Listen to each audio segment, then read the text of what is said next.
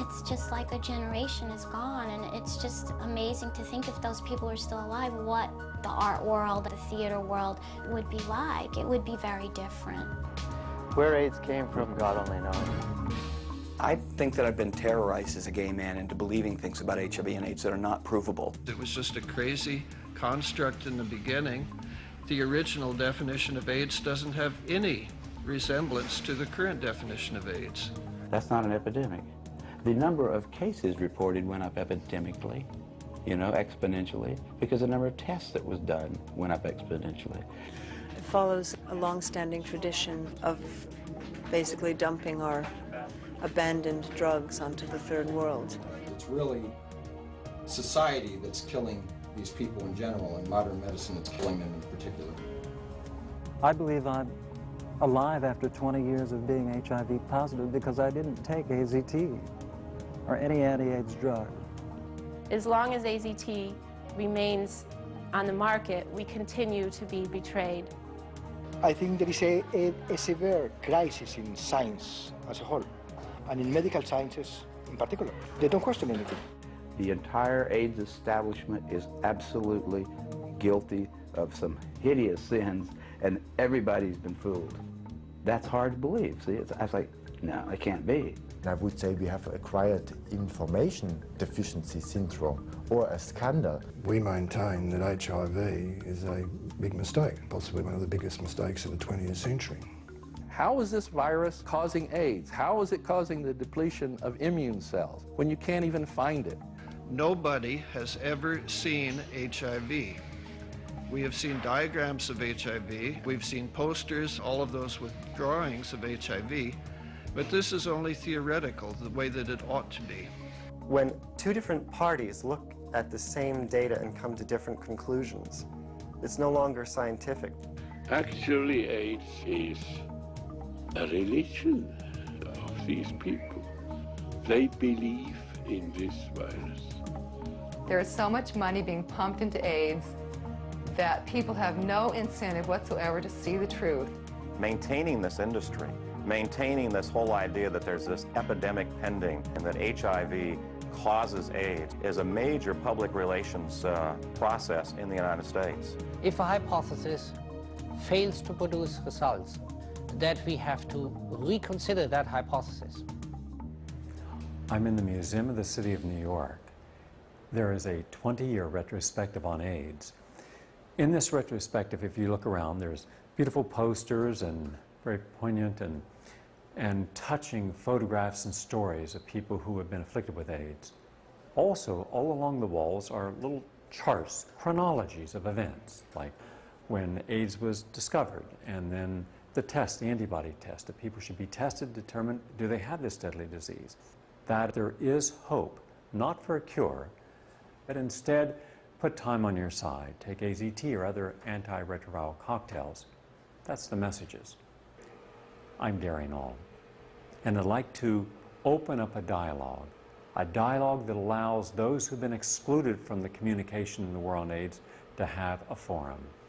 These individuals are sincere, they are credentialed, and they have a lot of good questions and challenging statements for those who are absolutely convinced that everything we've been taught about AIDS is right.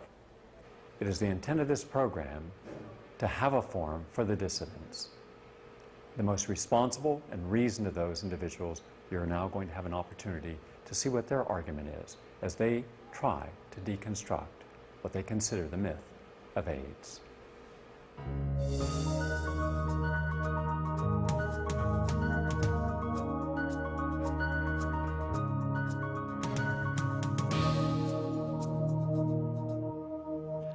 Professor David Rasnick, one of the developers of the protease inhibitors commonly used for persons with AIDS, came from a scientific established background. He has done extensive research on the subject of AIDS and is now one of the most outspoken AIDS dissidents. The best evidence against the HIV hypothesis is that there is no evidence for it. In the vast scientific medical literature, over 100,000 journals published so far on HIV/AIDS, we cannot find anywhere in this vast literature the evidence that HIV causes AIDS, that AIDS is a contagious disease or that it's even sexually transmitted. If this had been shown, that AIDS is caused by HIV, we should know who these benefactors of humanity are by name. These would be candidates for the Nobel Prize. But I challenge you, any American, journalist, scientist, to come up with the names of these individuals who we should revere and should honor with awards and things. And I think you will find that you won't be able to come up with it. In 1984, Luc Montagnier wrote in Nature, quote, "All available data are consistent with the virus being the causative agent of AIDS," end of quote. But in 1985, he expressed an opinion which is impossible to reconcile with the HIV theory. I quote, "This syndrome occurs in a minority of infected persons who generally have in common a past history of antigenic stimulation," that means immune stimulation, "and of immune depression before HIV infection." In other words, Montagnier was claiming that the cause of the immune depression was coming after the effect, which is contradictory. Perhaps Montagnier was hedging his bets even at that early stage. 14 years ago, Dr. Peter Duesberg was the lone voice in the world of AIDS dissidents. At that time, the molecular biologist, world-renowned virologist, and UCLA professor began asking a question that seemed like heresy in his day. Was it possible that we were wrong when we equated HIV with AIDS? Gallo tried in hundreds of patients to find that virus and came up with a sample that he borrowed from a French colleague.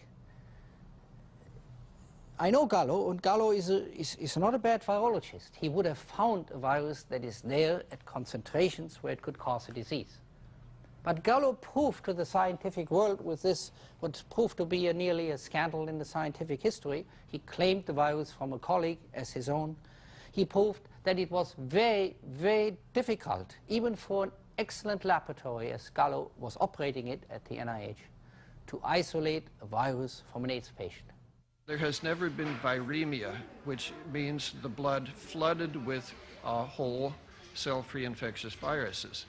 If HIV were actually doing anything, making people sick, there would indeed be viremia, meaning millions of whole viruses per milliliter of plasma. In fact, nobody has ever observed even one of them.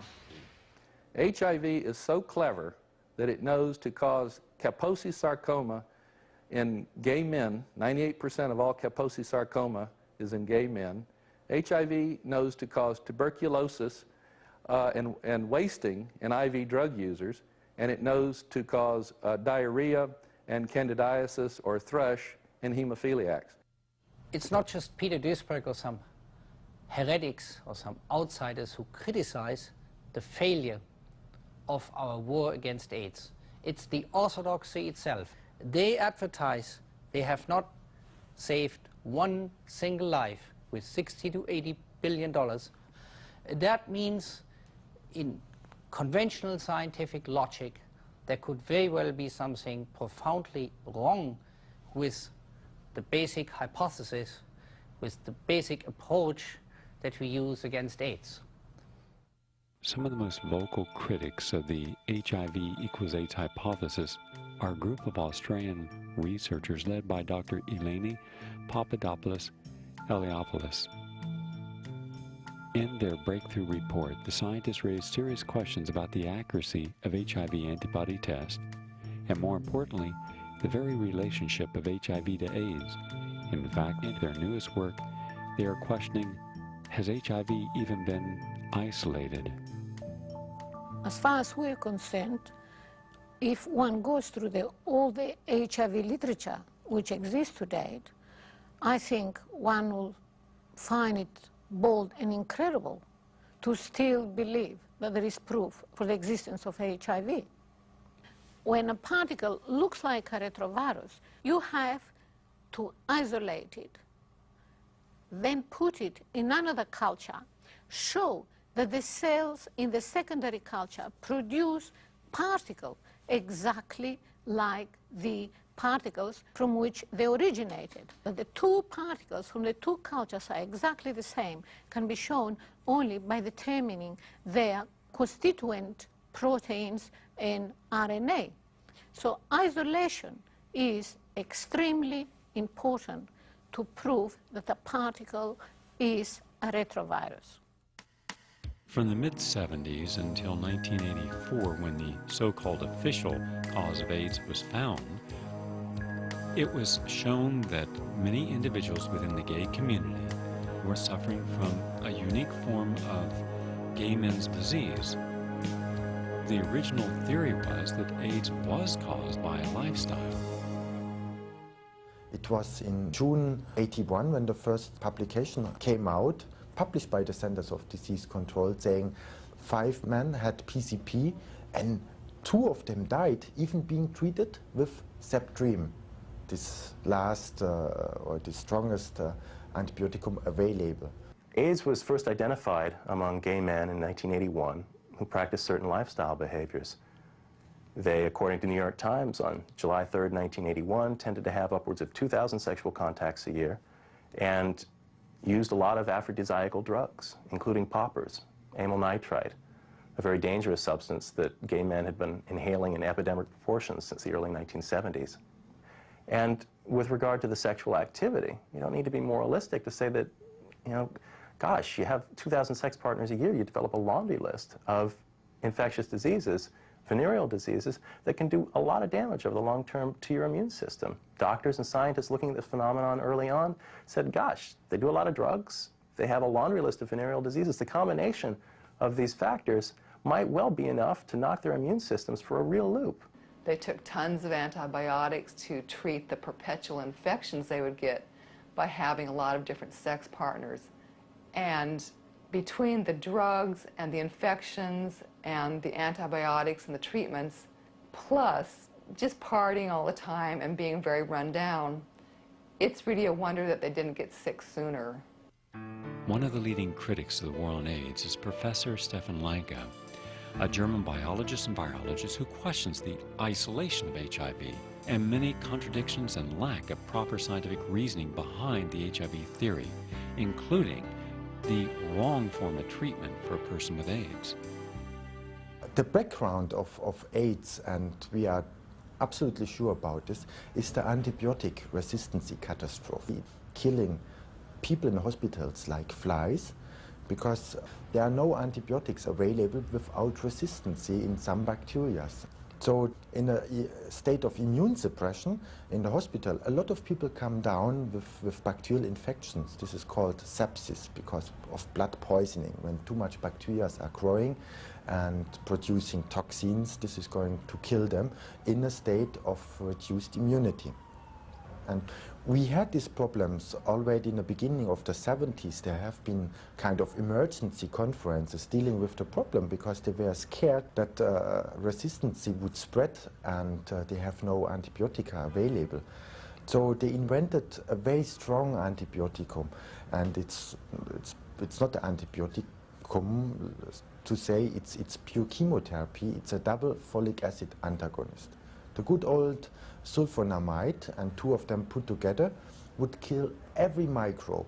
But the problem is they were scared that in the gay scene, new resistance would develop and spread into the population. I mean, before 1984, when it was announced that HIV was the cause of AIDS, or the probable cause of AIDS, it was sort of more of a level playing field in a sense, because viral causation hadn't been proved, and scientists and clinicians were looking at more of a multifactorial model, maybe an environmental model, or even a toxicological model to explain the phenomena of AIDS. Many of the early AIDS cases were very, very sick. They were close to death when they got their diagnosis. Some of them had Kaposi sarcoma, which is a poorly understood affliction of the blood vessels. At the time, they thought it was a cancer. Now it's known it's not.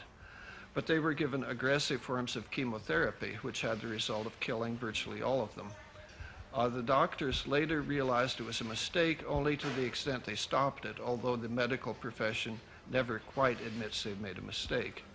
The AIDS definition was there before, saying if you have PCP and if you have KS, caused by nitrites as well, because the nitrites are transformed into NO only in the smallest vessels, because the partial pressure of oxygen is high enough to perform this transformation, and NO is a very potent growth stimulant.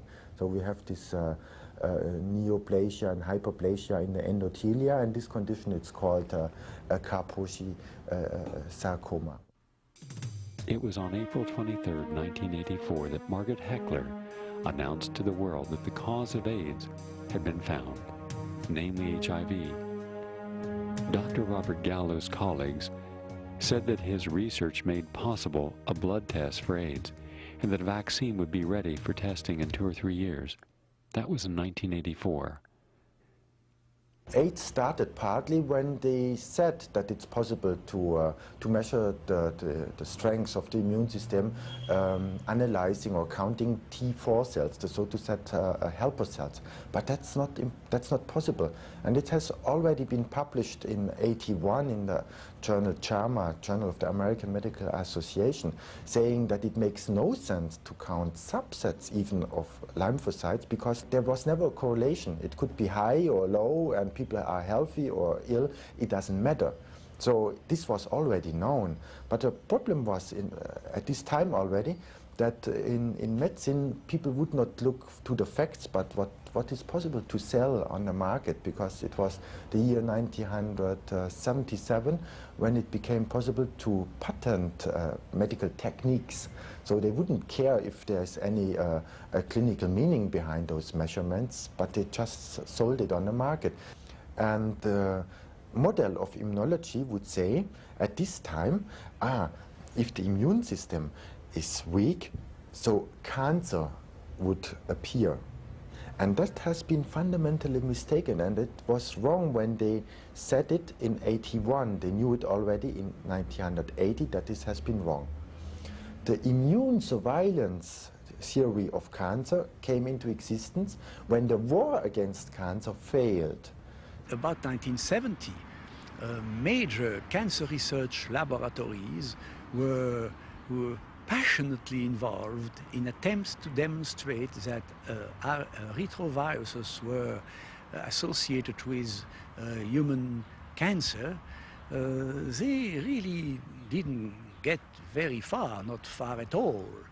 And somehow, around 1980-81, when the first cases of AIDS were reported, this came to these groups as at least one way out of the mostly negative results they had obtained for about 10 years before. So the AIDS research, I regard it as an extension of an earlier effort to demonstrate a retrovirus in human cancer. They were working with the test, with cells in the test tube, and say, look, we have a high activity of reverse transcription, therefore a virus must be inside, and the virus is the cause of cancer. But the nature of cancer is much different, and when they found reverse transcription everywhere, they gave up the idea that retroviruses would cause cancer. And they were not speaking about it anymore, but wasted billions of dollars into this and developed chemotherapy based on this idea that the multiplication of genetic material, and they were thinking of the viruses, should be blocked.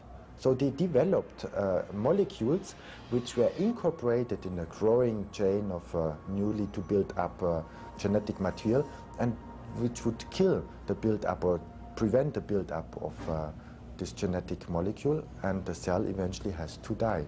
The idea of retroviruses in cancer is long over, but the chemotherapy still is there because it's sold, and they have no idea why, no rational explanation why they are using chemotherapy. In 1984, Robert Gallo comes along, gives a press conference and says, hey, all of these diseases are caused by a virus. Here's his theory. HIV kills T cells, decimates the T cell population, causing acquired immune deficiency. which opens the gateway to infection with any number of opportunistic infections, 30 at this point. This is what we call the syndrome of AIDS-defining diseases. Problem is, if all these diseases among these populations were caused by a virus, one would think that these, this constellation of diseases, this syndrome, would spread from the original risk populations into the general population. That's what infectious diseases do. They spread out of the original risk populations.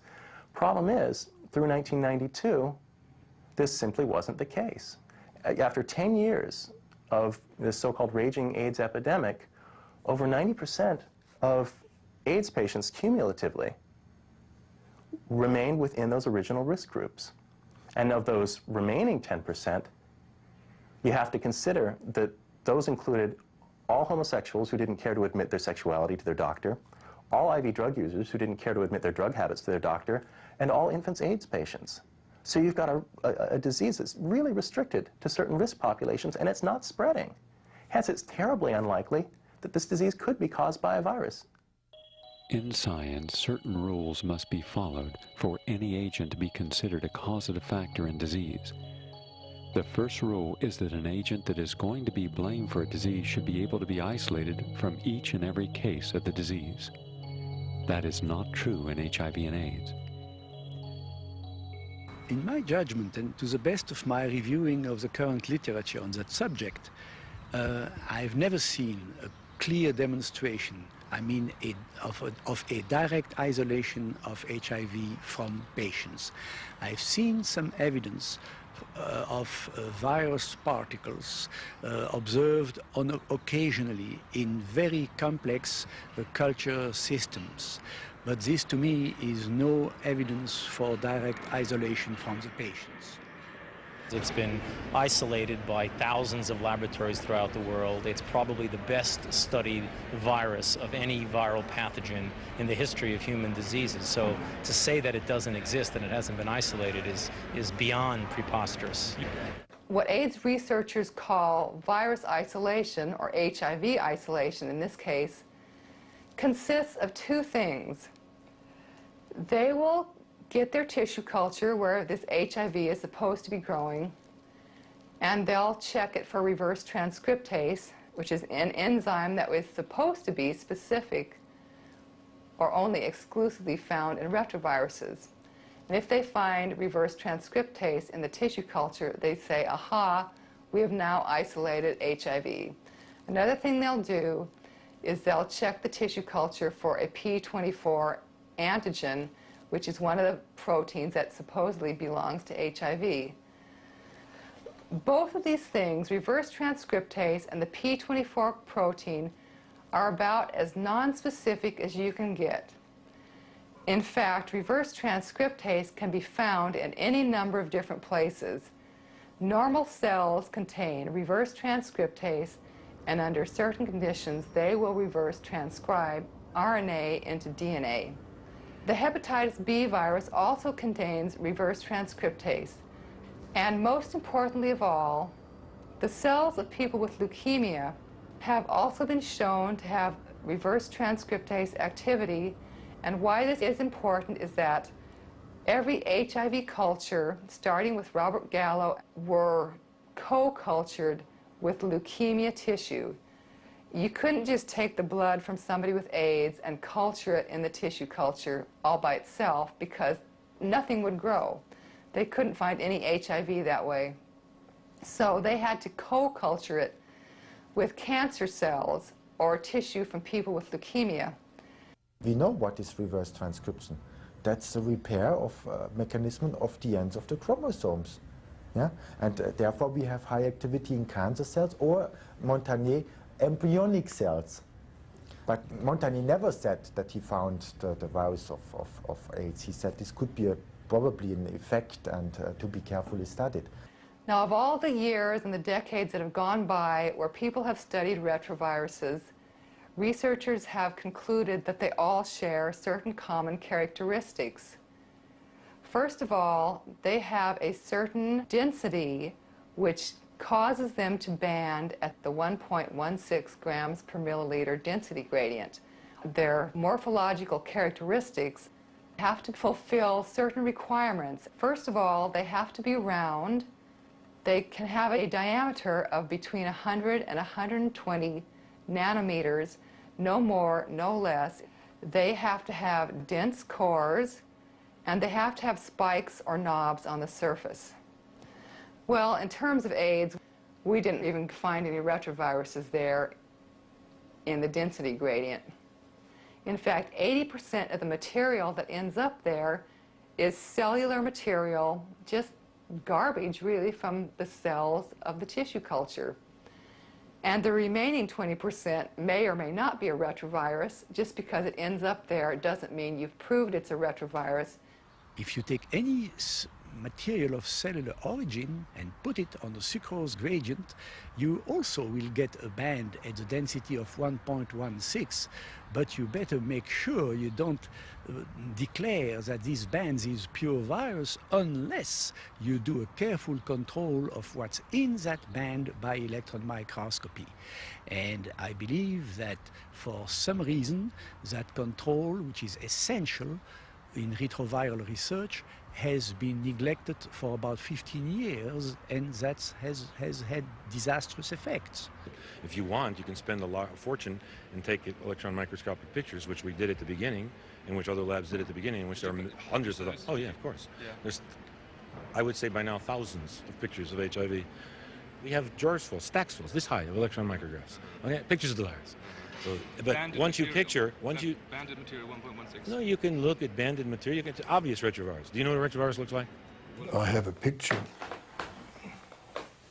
showing what a density gradient of pure virus should look like. I mean, the way that you determine if something is pure is to stare at one object, take in its appearance, and then look at every other object around it and make sure that they're the same. And you can see that mostly this is pure particles. There are some where these are arrowed which are slightly different, and this is not unusual.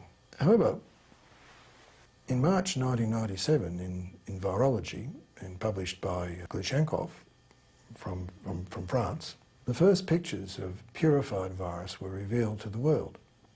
You can see from this that this material is anything but pure. In fact, the authors of this paper concede that this so-called pure virus is predominantly cellular material.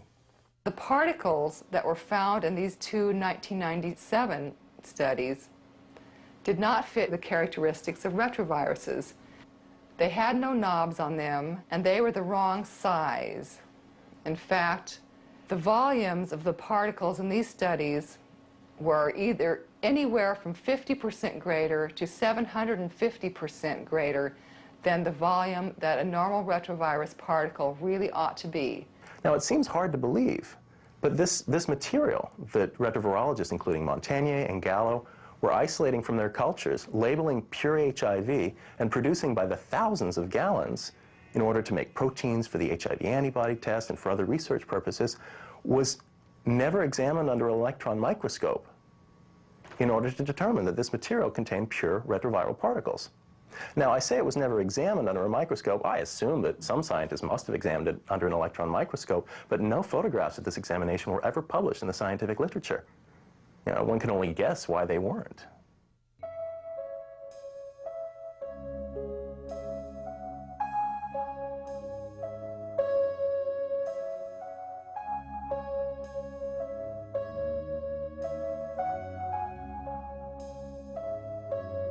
If you take a culture which has never had a retrovirus added to it, and you put it on the bench and wait for a week or two, it may actually start to produce retroviral particles and the other phenomena which go with retroviruses spontaneously. You can increase the rate of appearance of this and the yield many times, millions of times, by irradiating the cultures or by adding the same stimulating agents that are used in AIDS cultures, or by culturing with other cells, co-cultures, as are used to isolate HIV, or just fluids from other cell cultures. And these viruses are called endogenous retroviruses because they come from within and not from without. And the reason that they appear is because we inherit DNA which can actually be made to go to work to actually produce these phenomena, these particles. This is actually called endogenous retroviral expression. I mean, we're looking at 1% of the human genome as being made up of endogenous retroviral information, instructions sitting there waiting to make retroviruses when switched on by some stimulus. And so we don't know if HIV is a genuine retrovirus, that it may in fact be endogenous, and it may be the result of getting AIDS and not the cause. I mean, this will not be the first time that this has happened. Retrovirologists themselves in the past have in fact postulated that diseases may cause retroviruses and not the other way around. Retroviral-like particles are practically ubiquitous everywhere in cell cultures. You simply can't point to one in an impure cell culture and call it HIV. Even Robert Gallo admits that particles that look like retroviruses but aren't retroviruses because they can't reproduce are found not only in impure cell cultures, but even in the band associated, the density band associated with purified HIV particles. You need more evidence than that before you can point to one of these particles in a cell culture and say it's HIV. Unfortunately, these particles are reproduced by the thousands in newspapers and magazines. They're the basis of artist conceptions that you see in Newsweek and Time. None of them have been proven by standard means that we have at our disposal to be not simply retroviruses, but a unique retrovirus, HIV. Little wonder the public is confused about the subject of HIV testing. For on the one hand, we're told to take the AIDS test. The AIDS test is to determine, will we get AIDS? Do we have the HIV virus? Which will then mean we will eventually have AIDS and die. But all one has to do is open the test kit, look at the literature inside the test kit, and clearly it says that this should not be used as interpreting a person has AIDS or HIV virus. Well, therefore, if the test is not testing for the presence of a disease state or even an antibody that could precipitate a disease state, then what is its value? There are two tests in common use. One's called the ELISA, the other's called the Western blot. The only difference between them is that in the ELISA test, all the so-called HIV proteins, about 10 of them, are all mixed up together in a solution. And in the Western blot, prior to reacting, the proteins have been separated out into a nitrocellulose strip. Now, the test that really matters in all this is the Western blot. So we really don't need to discuss the ELISA test. It's used as a screening test, and it is admitted by experts that it is not sufficiently specific to diagnose HIV infection, whereas the Western blot, if positive, is considered synonymous with HIV infection. The standard screening test is an ELISA. Occasionally you get a false positive. Under those circumstances, a Western blot can absolutely confirm. Western blots are also important when you have people, for example, who have been vaccinated in vaccine trials and making antibody against one protein. The only way you're going to tell if they're infected serologically is by looking at a Western blot showing they make antibodies to the other protein. So it has a lot of value. It's fundamentally a confirmatory diagnostic test. This is representing a Western blot strip. A Western blot strip is a thin strip, like the strip that your doctor uses to test your urine. And in it, on the strip, placed several proteins, 10 of them in the case of HIV, separated by their molecular weights. And in the test, plasma is added to the strip, and if there are antibodies in the plasma which react with any of these proteins, then the strip turns dark. So a Western blot test appears as a series of dark horizontal bands. Now, one of the problems of the Western blot test is that it is not reproducible. This is a test of a positive serum performed in 19 reference laboratories, all on the same specimen of blood. And as you can see, just by looking at this, no two are alike. The proteins used on that Western blot strip that scientists claim are HIV proteins may not necessarily be HIV proteins. There's no proof that they are, and there's plenty of evidence that these are normal human cellular proteins that have been misidentified. This conclusion seems hardly debatable in the case of P32, one of these purportedly HIV proteins that's been shown to be identical in amino acid sequence to a normal human protein associated with human T cell function. Another one of these proteins, P41, has been considered by Montagnier's group, Montagnier, the original discoverer of HIV, to be a contaminant, the ubiquitous cellular protein actin. Yet it's right there on your Western blot test, masquerading as an HIV protein. It's nearly impossible to determine the rate of false positives because there is no gold standard to independently verify test results. People with non-AIDS diseases have antibodies that can register a positive result on the HIV antibody test. Indeed, people with multiple sclerosis, T-cell lymphoma, generalized warts, and other diseases have the P24 antigen. And we also know that AIDS patients, despite being immune deficient, have lots of antibodies, more antibodies than healthy people. And many of these antibodies react with cellular proteins. That's just data that's widely available and not disputed. And we also know, or we can bet, that AIDS patients also contain other infectious agents, such as other viruses, because we all know that if someone gets needle stuck from an AIDS patient, it's not just HIV that people are worrying about catching. You're more likely to develop antibodies to hepatitis B virus than HIV, 30 times more likely. So we can bet that the proteins from other viruses will be present in the cultures as well. Based upon the HIV equals AIDS hypothesis, they then gave us the test. Now, they didn't give it to us, they sold it to us. Now, who sold it to us? Who gets this money? Bob Gallo himself was getting quite a bit off of it. He had to give a lot back to Montagnier when it was finally proven that he stole the virus from Montagnier in the first place. But Montagnier and the Pasteur Institute are getting $1, I think, or so every time somebody gets an HIV test. When he came up with his first test, he tested 30% of the American blood donators, so let's say the general population, he tested them positive. And the industry said, no, go home, Gallo. We won't buy your test because this is going to destroy our business. And the only thing what he did, he lowered the sensitivity of the antibody test. And that you can read in your library. You shouldn't believe me a single word. That's about science. Check it. I'm not speaking about thesis, opinions, or things, foggy things. No, everything is there, and we reach the bottom line. There's no way out. They designed a test to select gay people. And when, of course, he's stimulating the cell with all kind of mitogens, carcinogens, and he, of course, added hydrocortisone, which he hasn't published. But this matters. They added hydrocortisone like people under persistent stress, hypercortisolism, that the same proteins are produced. There's also data from a number of hospitals in the US, which was published in 1988, where they tested nearly 90,000 blood samples anonymously on hospital patients. And these patients were selected to have no risks for HIV infection or AIDS.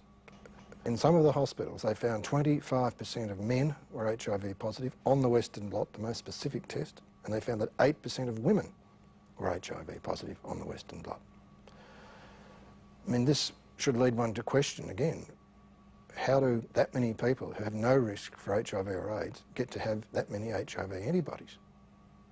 Being HIV positive puts you in a precarious position where your health can be judged in a way that no one else's health is judged. And when you're a woman and you're pregnant or you have a family, it presents a danger. When I was pregnant and I did not want to go on the drug therapies, had I had any of the problems that my HIV-negative pregnant friends had, such as chronic yeast infections or even toxoplasmosis, I would have been considered having AIDS, and I would have been considered more irresponsible than I already was for having ever gotten pregnant in the first place, and I would have decidedly risked having my son taken away from me at birth.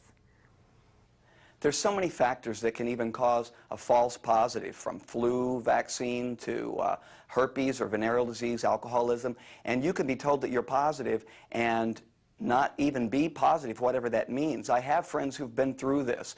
A friend who went through years of being told he was positive till he went to another doctor who said, we're not finding anything, we're using all of our tests. And now he's confused and goes back and forth.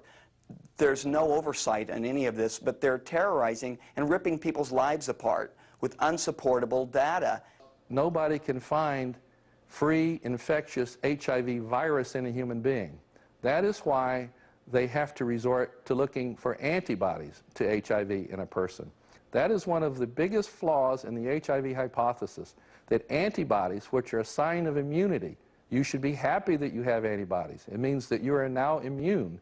And yet with AIDS, we have antibodies as a predictor or an indicator of AIDS and future death. That doesn't make any sense to me. In different countries or institutions or laboratories around the world, what is criteria used to define a positive Western blot test vary considerably. That is, the number of bands required vary considerably. And here we have on the chart several different institutions, France, United Kingdom, Germany, some American institutions, the US Red Cross, the FDA, and you can see by looking at this chart that just about every lane is different. Now this has some interesting implications. For instance, in Australia, which is the second lane, you need 4 bands to be deemed HIV infected. In fact, Australia is probably the hardest country, in fact, in which to be deemed HIV positive. But in other parts of the world, you don't need that many bands. In Africa, you need 2. In some parts of America, you need 2. In some parts of America, you need 3. And in the MAC study, the multi-centre AIDS cohort study, up till 1990, just 1 band was considered sufficient to diagnose a gay man HIV infected. When you have indeterminate bands and you don't have the full array of them, then there's obviously the iffy situation where you need to repeat it. But I don't think that there's anything wrong with different countries having different criteria, because the different criteria are only really for that small group of patients that come in the indeterminate level. When a Western blot is really positive, it hits you like a truck. It's only for that little indeterminate group that you have to be concerned. This means, in theory at least, that if you were tested in New York today, then flew to Australia, and you had 3 bands in New York, you would not be positive in Australia, but you would be positive in New York City. Now, I mean, a virus cannot behave in this manner, and this is what has led us to hypothesize that there is no proof that any person with a positive antibody test, no matter how defined, is in fact infected with this so-called lethal retrovirus.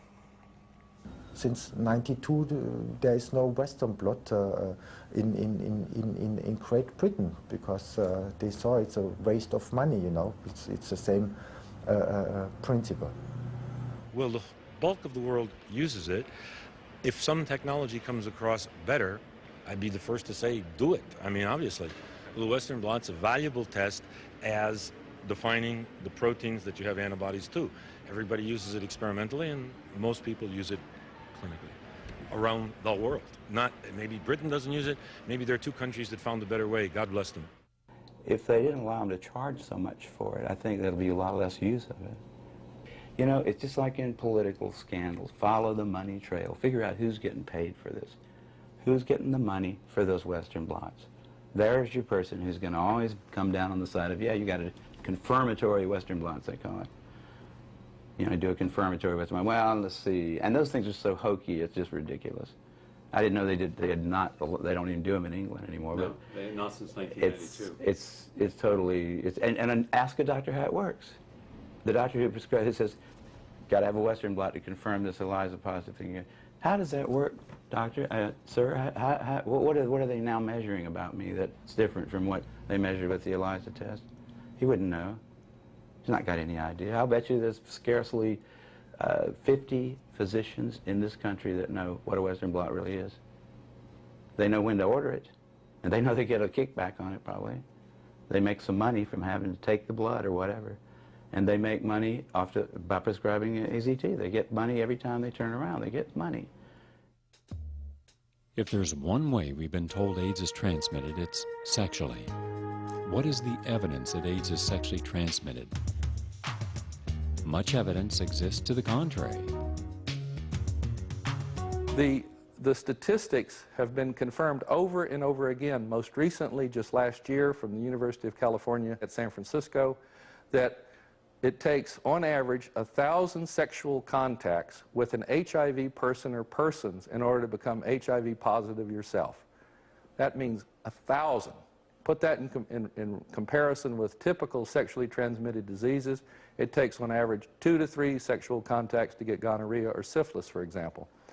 Now, the CDC has estimated a constant 1 million Americans infected with HIV over the past 10 years. Constant number. That right there should be a giveaway. It's not spreading in society. That's not an epidemic. The number of cases reported went up epidemically, you know, exponentially, because the number of tests that was done went up exponentially. The first time I ever saw one of these CDC graphs, it showed this thing going off the page. You know, I went up after that and I said, how did you disentangle I mean, did you divide the number that you've got here by the number of tests that were done? I mean, can we believe that this line that you've drawn here about number of positive tests reported, is that really indicative of the spread of this virus? Is the virus getting, is there being more of it, or are there more tests? If you divide by the number of tests you do, you don't get any kind of a curve going up. It's just, how many doctors knew about HIV in 1983? 2. How many knew about it in 1985? Say 500. How many knew about it in 1986? 40,000. So that's where the curve came from. How many tests were done? Same thing. How many tests? They could have just said, how much money did we make off of HIV this year? And they could have plotted that, and it would have looked the same. You know, and they could have said, it's an epidemic because we're making more and more money off of it every year. The heterosexual epidemic certainly hasn't seemed to have materialised in Australia. For example, in 1991, 10 years after AIDS commenced, researchers were able to write that no Australian prostitutes had been infected through sexual intercourse. None. In the MAX study, as far back as 1987, they have shown that in this prospective study, the only sexual act directly related to the development of the phenomenon which is called HIV and of AIDS was passive anal intercourse. By 1997, Nancy Pedian has proven that AIDS cannot be heterosexually transmitted. They had couples there who either one or the other was positive, and they were followed up for more than 6 years. And although nearly 25% of the couples were not using condoms, still no one of the negative couples ever seroconverted. So there is ample evidence that HIV cannot be sexually transmitted. The thing about safe sex, and using condoms, I think it is important to use condoms, but not for HIV. I think it's important for other like sexually transmitted diseases and just general hygiene. If it's just caused by needles, or it's just caused by homosexual activities, you're not going to really get a long, sustained public outcry against it, and nobody's going to want to spend $6 billion a year. They're going to say, well, we really didn't like those people anyhow. Great. I can't think of a better solution to the homosexual problem than a disease that'll kill them all. I mean, there would be congressmen that would talk about that quietly, not on television. So the CDC had to say, we can't say that. We've got to say it's got to be heterosexually transmitted. There's no proof that it's transmitted at all at that point. So why not just say, well, it's heterosexually transmitted too? It must be in semen. When they looked for it in semen, they didn't find it. They had no evidence that it was sexually transmitted or any other way transmitted. They just said it because that made it a plague, and the CDC needed one. The CDC hadn't had a good plague since polio. Their funding was probably going to be cut back if they didn't come up with one. The guy that was the head of the CDC, in fact, wrote memos that have been obtained, where he describes this as hot stuff. Those guys have got an agenda, which is not what we would like them to have, being that we pay for them to take care of our health in some way.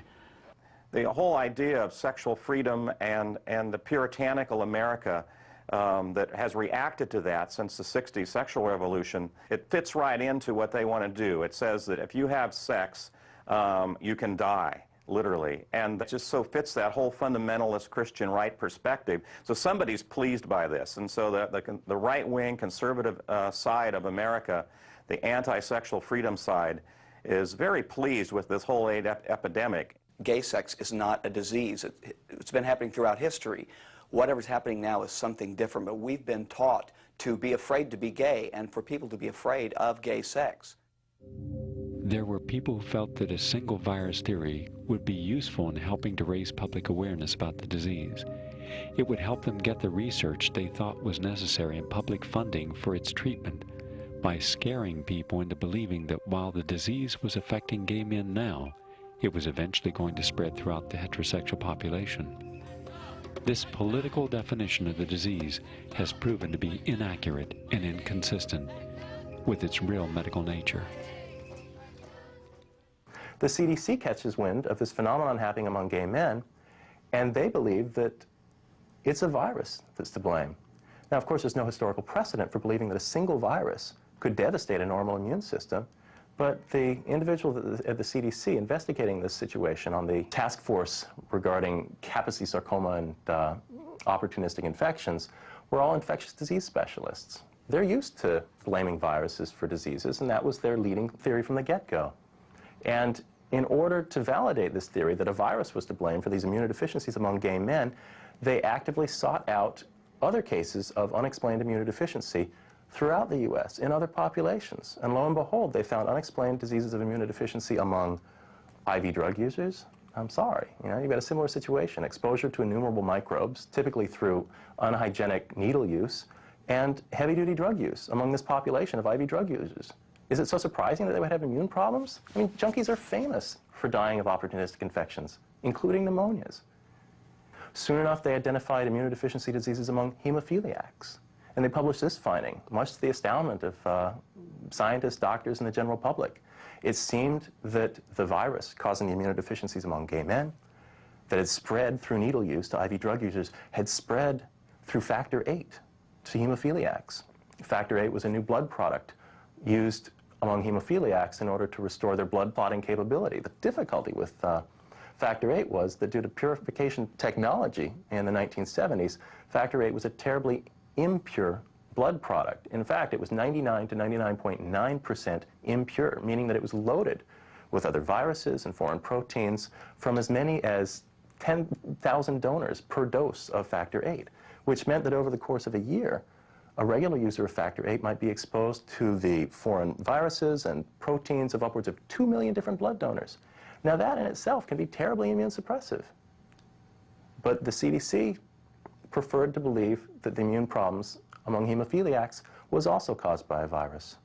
And the CDC went on to identify immune problems among babies, all of whom in the early years were born to drug-addicted mothers, and identify immune problems among transfusion victims. And you've got transfusion victims who are getting blood transfusions which have been shown to be immunosuppressive. As a matter of fact, in the 1970s, medical scientists had begun infusing organ receivers with donated blood before receiving their new organs, because that donated blood was shown to suppress their immune system and hence prevent organ rejection.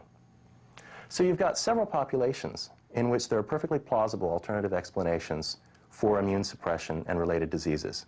The only clinical picture which the different risk groups have in common, that's hepatitis.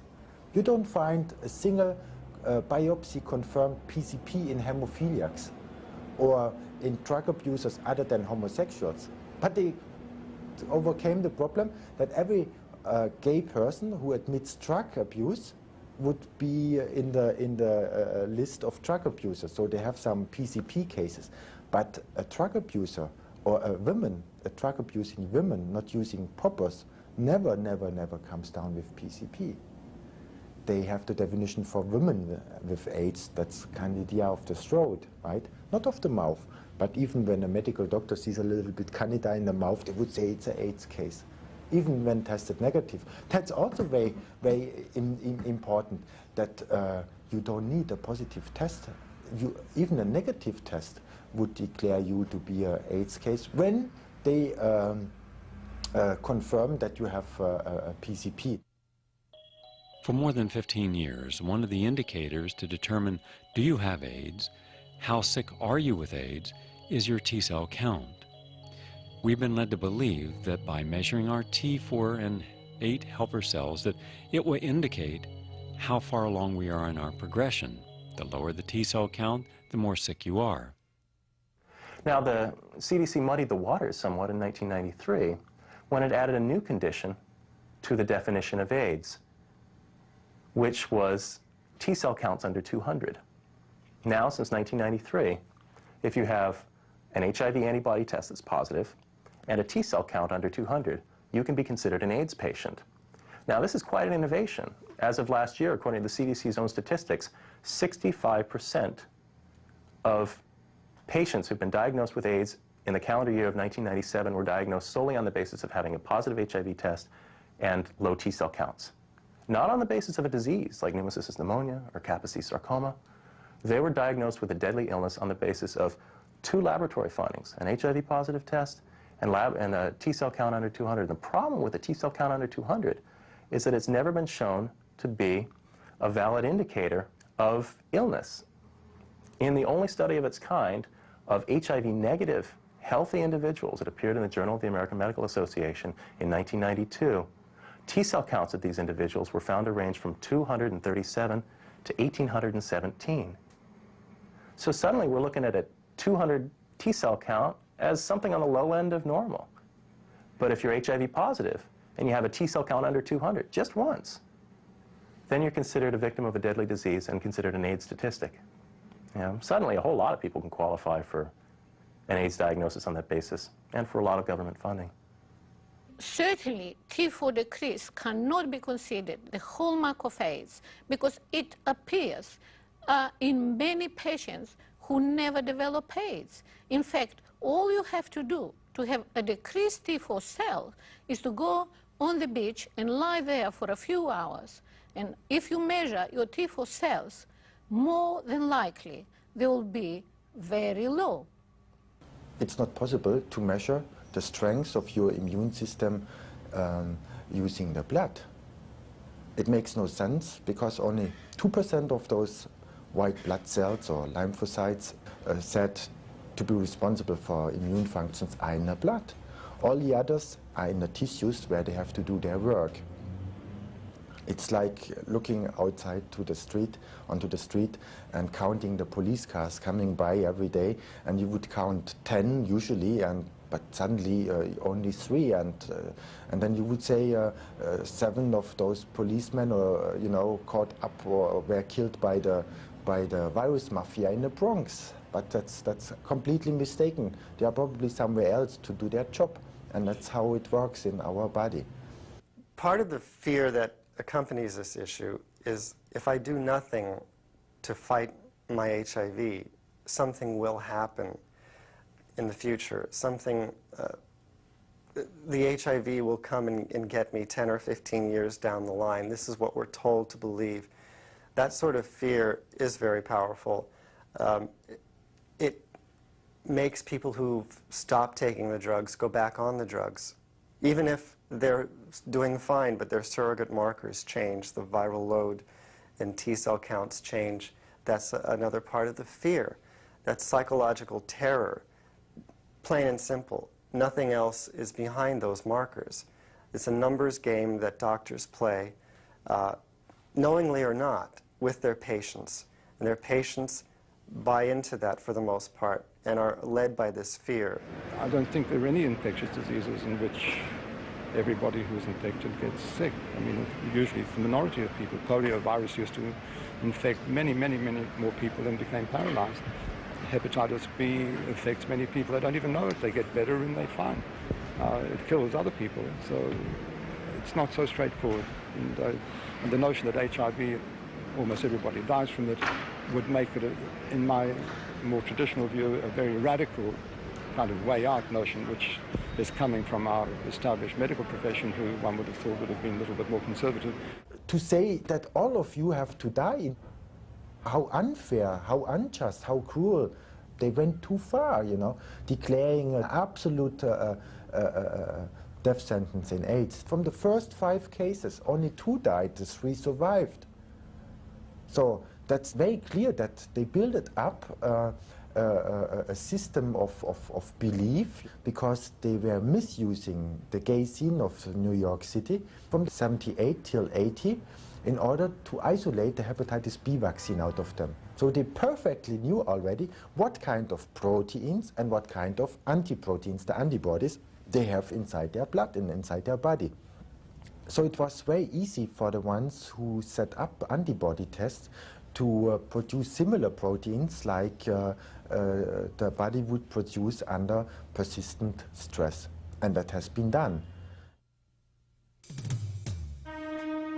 Many believe that thousands of people have died, not because of an HIV virus, but because of the medications aggressively given in otherwise healthy asymptomatic individuals. Think about Septrim, you know. The FDA says this should be given only 14 days maximum. Otherwise, your own blood picture is going to be destroyed irreversibly, means for the rest of the life, because the damages became inherited. Because it's Septrim, it's pure chemotherapy, it acts on a genetic level. This is why those kind of antibiotica are so effective, because they are destroying the genetic material of the bacteria, the damages are accumulating, and there is no repair. But the damages are accumulating inside our cells as well, and therefore this is the reason why AIDS, it's of greatest importance to everybody, but out of completely different reason. Because humankind is in danger to destroy its own genetic material using this kind of antibiotica and chemotherapy, which would destroy the genetic material of our mitochondria. This is the name of those bacteria inside our cell producing the energy. And then we go lower and lower with energy production, and this is what we are seeing. And if we then have no regenerative power, then it becomes a big problem. I've done most of my work on AZT, which first started being prescribed in 1987. And that's a long story, but I've shown that the original drug trials, the phase 2 studies, were blatantly fraudulent, proving nothing. And yet it was the basis for the approval of AZT not only in the United States, but 30 other countries. During the 3 years that I participated in the early AZT clinical trials, I witnessed the most shocking, unethical, unscientific, and corrupt behavior by the clinicians conducting these studies. For anyone who believes that AZT was proven to be safe or effective, I would never claim that based on the results of the studies that I participated in. Whenever there was an adverse reaction or something that could have been an adverse reaction to the experimental drug, this information was supposed to have been recorded on an as-needed form. Some kind of a adverse reaction such as diarrhea or weight loss or night sweats or vomiting or fevers or the development of an opportunistic infection. Often these things were not recorded. And so how would you really know if there were adverse reactions to these drugs if they were routinely left out of the data? It was often the case that patients would not even be asked to sign informed consent forms, or often that they were asked to sign these forms weeks or even months after they had been enrolled on the study. There were many patients who developed blood toxicities. There were many patients who experienced other symptoms of adverse reactions. And think of all the people today who are still taking AZT. Think of all the people who died from what we think was AIDS. Were those people, in fact, killed by AZT? After 87 cancer of the lymph system, which is directly caused by AZT, and that has been studied in the 60s, and that has been the reason why AZT has been forbidden since then in animals, because it killed all of them and caused cancer of the lymphatic system before. Glaxo welcomes inserts to the physicians and the physician's desk reference, warns the doctors not to confuse the toxic effects of AZT with AIDS itself. AZT causes numerous AIDS-defining diseases. For example, AZT causes dementia, which is AIDS-defining. AZT causes diarrhea. AZT causes muscle wasting. It causes a whole host of complications. It destroys the bone marrow, requiring life-saving blood transfusions of people that use AZT. This information you get from Glaxo Wellcome itself, the manufacturer. So I don't know who better else to go to. The antiviral drugs are chemotherapies. They're all based on chemotherapies that have been developed 30 years ago, long before AIDS was known, to kill human cells, to kill cancer cells. Hopefully, that's the operating principle of chemotherapy. You kill all growing cells. You want to kill cancer cells, but you have to kill all growing cells because you work with a so-called DNA chain terminator, a substance that terminates the synthesis of the central molecule of life, that is DNA. And when that is terminated, adios cell. The cell is going to die, and sooner or later, you're going to die. Chemotherapy is restricted to a few months in the hope the cancer dies before you die. That's why it has to be restricted. But antiviral therapy, a chemotherapy now used for the first time in the history again of virology, never mind the extremely detrimental effect to human cells, not accidental, not side effects, the designer effects on human cells. These are chemotherapies designed to kill human cells. What if you were to take completely healthy individuals who had no risk factors for depressing their immune system, and every day, 4 times a day, you give them one of the most toxic chemotherapy drugs ever created, AZT? What would you imagine would be the state of their immune system and overall health within 2 years? And yet that's exactly what has been done with many people who have tested positive for the HIV antibody. The doctor says, okay, yes, we have here sick people and we treat them, we try to treat them, but we only treat them because we hear from them they have a deadly virus, not because they are sick. Most of them are completely healthy. They are just afraid. We watch people come in, they'll be taking the medications and they're looking gaunt, their skin's turning funny colors, they're real anemic, they're weak, sometimes coming in with canes. They do a little research on their own. We don't tell them what to do. We're about self-empowerment, self-responsibility, taking charge of your own life and health. They begin doing that, they get off the medications, color starts coming back, they start putting on the weight, they start feeling better. But there's a lapse, they get afraid again, they start taking the medications, we watch them start shrinking up again, they start looking gaunt, they start getting pale again, they start getting weak. Then they go, oh, maybe I should be doing this. They get off, they start coming back again. You actually watch this, and it's coordinated with taking these medications.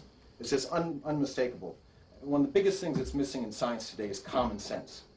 1987 was the year that there was a big rise in the mortality rates of HIV-positive hemophiliacs. 1987 was also the year that AZT was introduced as a therapeutic for AIDS and also administered to hemophiliacs that were HIV positive. And I'm pretty convinced that the rise in the mortality of these hemophiliacs is a direct consequence of the toxic effects of the AZT. AZT was so toxic in the 1960s that it was never used in humans. In fact, it was so toxic it was considered worthless. That's why they didn't even patent it. I'm also concerned with the growing number of states that are passing laws requiring pregnant women to be tested for antibodies to HIV. Following the passage of these laws, it's a short step to compelling or intimidating these women to take these poisons and also to give these poisons to their babies. When a woman is pregnant, in this country she's told not to be around cigarette smoke, drink coffee, alcohol. Yet we're telling a woman who tests positive on a non-specific test for antibodies that may or may not have anything to do with HIV that the only reasonable response is to take a drug that terminates DNA chains as they're forming, that causes immune suppression, anemia, seizures, muscle wasting, that causes damage to the mitochondria of the cells, that has been shown to produce infants with incredibly horrible birth defects ranging from webbed fingers to misshapen heads to holes in their chest to mental retardation. This is wrong. Women who test HIV positive and are pregnant are having their children taken away from them or being threatened with loss of custody if they don't comply with what the Centers for Disease Control acknowledges are recommendations for therapy and protocols. Testing HIV positive when you're pregnant can be simply a result of being pregnant. One of the first cross reactions on HIV tests that were ever noted was pregnancy itself. You have a self-fulfilling prophecy. The more people are treated against AIDS, the more people will eventually develop AIDS from it. And then the perfect excuse is delivered with the medication. You can say, Jesus, if I hadn't medicated you, you would have been sick even sooner and would have died sooner. But thanks to my medication, you are only getting sick now, and we're giving you even more medication. We need more money to develop further medications that have yet to cure the first AIDS patients. The old paradigm in science is first you find the cause and then you treat the cause. Well, with AIDS, we have violated both. We have assumed the cause, have never proved it. We have assumed it was infectious. We have assumed among all infectious agents, this virus does it. We have been unable to prove it. And we have cured and cured and cured against this virus, with the result of 600,000 patients, 350,000 dead, and not a single cure in sight.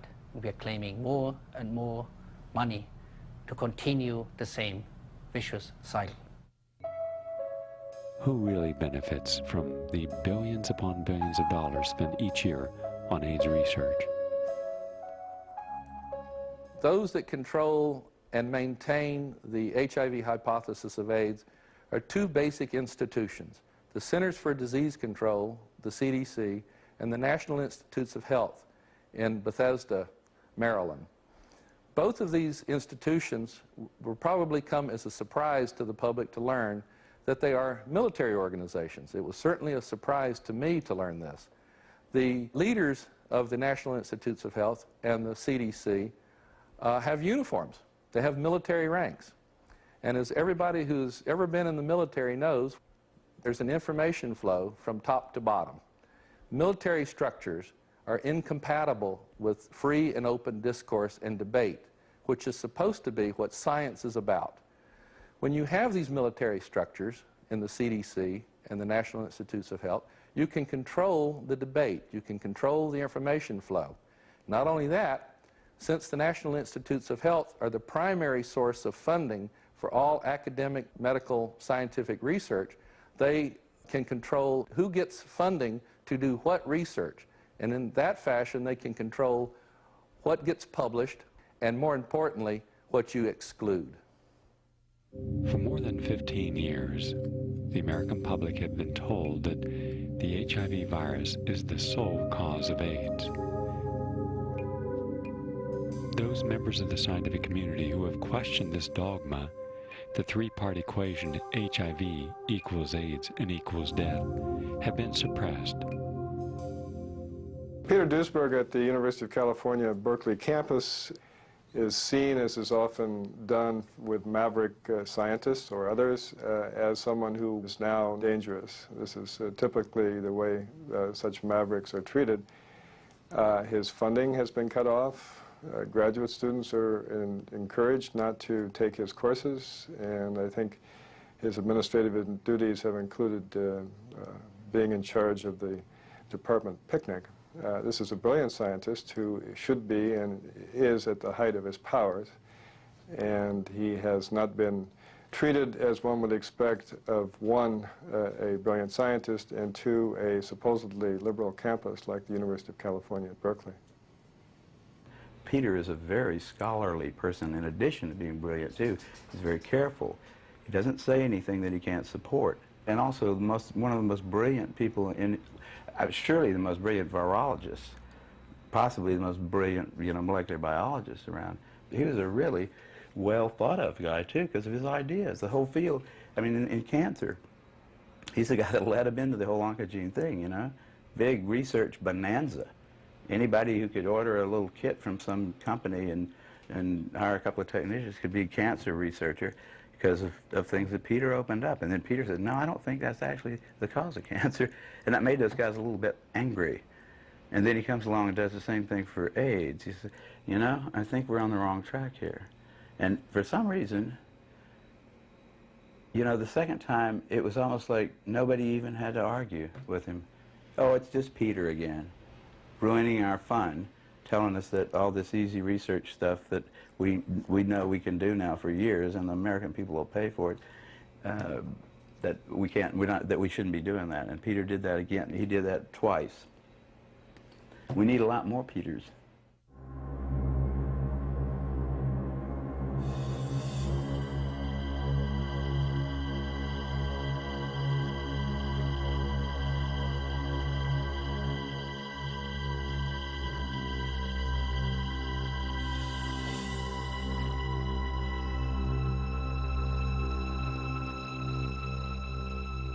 In 1978, started a new era, a new stage in medicine, and it started in the milk workers in Michigan. There was an epidemic of severe immune deficiency in farmers who were working with milk, because the milk got polluted or contaminated with some chemicals. These chemicals were poisons for the cows and were poison for the farmers who were working with them.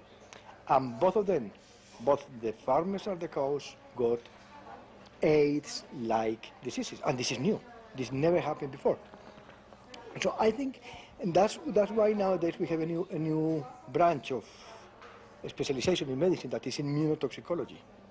If you check the first publications on AIDS, and you will see that we have 5 young men. All of them had the use of nitrites reported, and those nitrites were used for sexual stimulation, but they are very dangerous.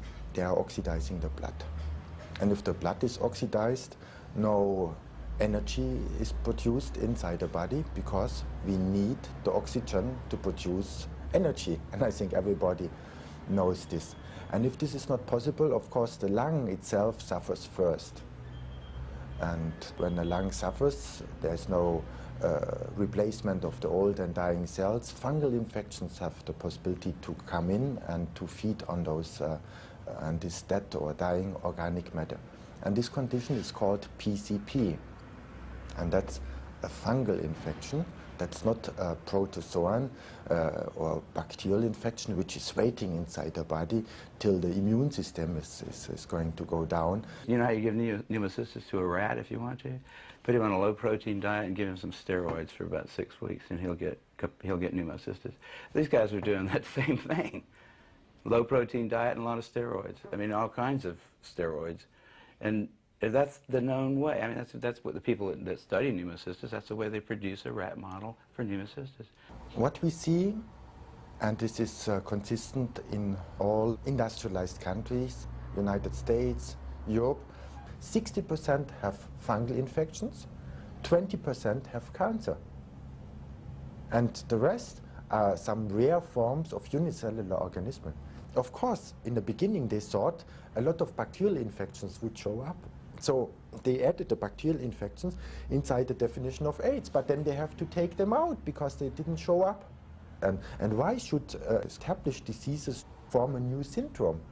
We know the conditions why somebody comes down with fungal infections, and of course we know the treatment options to help the body to regenerate, to produce the needed energy, right? Babies who are born out of with AIDS are babies who are exposed during pregnancy to different immunological stressors. In Africa or in the Caribbean, in Haiti and Trinidad and Tobago, babies who are born of AIDS because their mothers are exposed to malnutrition during pregnancy. And babies who are born with AIDS in America or in Europe are because the mothers are exposed to chemicals or drug of abuse or industrial chemicals. But why never before babies were having AIDS? Because toxins were there before, a lot of toxins. I think that the thing is a problem of doses, of amount. I think never before the human being have been exposed to the amount of stressors that we have been exposed in the last 3 or 4 decades. So never before the babies were exposed during pregnancy of the mothers to the amount of stressors that they are exposed nowadays. In other words, what I'm trying to say is that all babies are born nowadays a little weaker than they were born 100 years ago. And some of them whose mothers are exposed to higher amount of stressors during pregnancy are showing these new conditions. Professor Duisberg proposed that it is not this relatively harmless retrovirus, the HIV virus, that could be causing all of this death and disease. Instead, it was recreational drug use. By examining this subculture of the underground fast-track gay community, as well as intravenous drug users within the heterosexual community, were the ones who were being diagnosed with AIDS or suffering from the AIDS-related illnesses. A third of all American AIDS patients, of the 600,000 American AIDS patients, are intravenous drug users. All the heterosexual AIDS patients, even the babies with AIDS, are in this category. Well, the babies have not injected drugs, but their mothers did. 200,000 American mothers are injecting drugs every year, and they are the mothers of the 1,000 or so AIDS babies that we have in this country. What is the evidence that drugs are really responsible for the AIDS-defining diseases in the United States and Europe? Well, there is some direct evidence. The nitrites, the so-called poppers, are responsible for the Kaposi sarcoma that is exclusively seen in gay men. At least 98% of it is. And 100% of these men have a history of inhaling these poppers. The nitrites are directly immune suppressive. That is documented in the scientific literature. They're some of the most potent carcinogens and mutagens known. It continues to be confirmed in large cohort studies of male homosexuals at risk for AIDS that they use these drugs to this very day. And it should go on to this date. Why do I say that? Because the medical orthodoxy, the virologists, the doctors treating AIDS patients, the scientific community does not accept the view that drugs could cause anything, that the drugs would cause the damage is not acceptable hypothesis in America and in Europe these days. You are supposed to think that only a virus could do harm. Drugs are harmless. And in the world's most popular scientific journal of all, Science, an article appeared on the same question, which in fact said in 1994 that heroin is a placidly untoxic drug. The only trouble could be that you might, because you're high, forget to wear a condom and forget to use a clean needle, and then you get infected by HIV. It said that in the same year in which 3,500 fellow Americans died from heroin use, 3,500, and 60,000 spent up to a week in hospitals for heroin-caused diseases. That is to say, the leading scientific journal doesn't even check the statistics that come out from the National Institute of Drug Abuse or from the White House on the health effects of heroin use. They're totally unaware of it. Drug abusers, who some of them live under persistent stress, or they get dirty street drugs, and which immediately would damage the liver or destroy the liver, so they have hepatitis as well, the drug abusers. Yeah? We don't need viruses to explain hepatitis, inflammation. You know, alcohol, poisons, yeah? and wrong malnutrition, you know, everything is causing the liver to suffer. When people have a history of hepatitis, most likely they are positive in the HIV antibody test, or put it other way around. I never found a person testing positive who had no problems with its liver. because the liver has a lot of regenerative power, means a lot of decay of cells when being absolute intoxified, but that means a lot of cells inside your body. And if immune functions are suppressed, then antibodies are produced against your own proteins. We knew that hemophiliacs were getting more and more infectious, more and more tumors in the early 70s until the early 80s. So we knew that something was going on in hemophiliacs. So the question in hemophilia was, what is causing this immune deficiency in hemophiliacs? And I think what was causing the new things in hemophiliacs was the way we were treating them. All of them had hepatitis. That means the inflammation of the liver. And they have such a lot of problems because it was a big business selling clotting factors every day. But this destroyed the hemophiliacs. This caused harm to them to great extent. And when AIDS came up, it was an ideal thing to wash their hands and blame it on a new virus which has been transmitted. What they have overseen, and that's a real catastrophe for all chronic disease, where the energy is produced inside our cells. These bacteria are so stable, integrated inside the cell, that a great deal of their own genetic material has been exported inside the nucleus, where there is protection of the genetic material, better than in the bacteria themselves, but they have their own genetic material. That has been overseen. And now think about the antibiotics killing bacteria. They are killing our own energy plants inside the cell. And if the cell is not able to produce enough energy, it might die. So you go into persistent inflammatory conditions if the body has enough regeneration power to build up new cells, or the cell becomes cancerous using fermentation as its source of energy. And in the liver cells we have most of the mitochondria present. 500 per cell. So that's the highest concentration of mitochondria. Of course, in egg cells of the women, we have 500,000. And therefore, AIDS is of greatest importance for women due to completely different reason, because with every shot, with unnecessary shot of antibiotica, they would destroy their genetic material, which they would pass over to the offspring, because the mitochondria are only given to the next generation through the egg cell.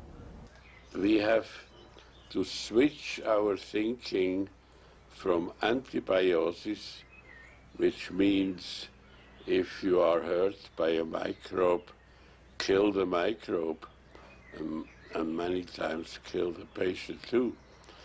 But we have to go back to symbiosis from antibiosis to live in peace with our microbes. If you think about time in terms of evolutionary time, and you see the population of humans growing like it has, the chances of you getting a human virus today are a hell of a lot higher than they were, say, 10,000 years ago. And it goes up in a funny way. Let's just say that there are an infinite number of retroviruses in the world, because they're changing so fast you couldn't really count them. And as more and more people are in your life, you got more and more chances of getting retroviruses. Now, they all might be harmless. The chances are good that they are, because they're just barely alive. But if you hang out with 1,000 people a year in a way that would maybe allow you to get some or most of their retroviruses, and they hang out with 1,000 people a year, and they hang out with 1,000 people a year, you're hanging out with a fourth of the human race. You're getting all the retroviruses from all over the planet. Now, it might be that none of those things by themselves is going to hurt you, but we know that some of them do grow in your immune cells, right? And they come in at very low multiplicity. You don't make an immune response every time you get a retrovirus inside of you somewhere. But if you have a cell in your immune system that has a retrovirus in it, and you promote that to clonality because it's going to be a part of an immune response, that cell, then the retrovirus will definitely escape. It will flower, in a sense, and it will then have to be dealt with by the immune system, because there'll be enough of it showing in the blood that the immune system will go for it.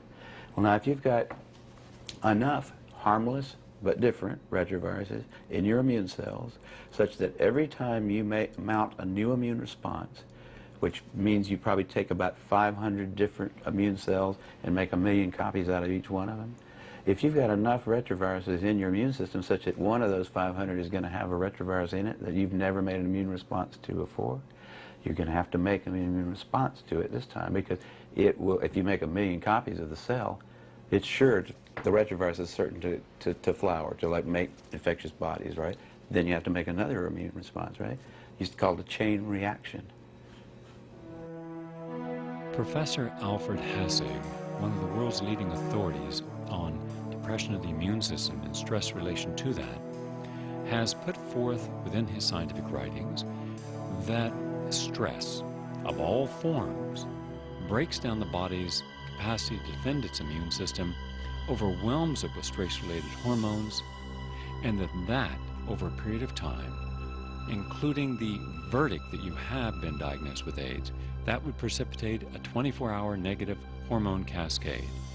Taken into that, you're an already weakened immune system, is enough to cause many of the conditions that we're now calling AIDS. Persistent stress influences diminish the cellular immunity, the lymphocyte immunity, the thymus immunity, and increase the activity of the humoral immunity, the release of antibodies. So the main item in AIDS in its pathogenesis is a persistent stress activation of the metabolism. It has been known already in the mid-70s by Anthony Fauci, by the way.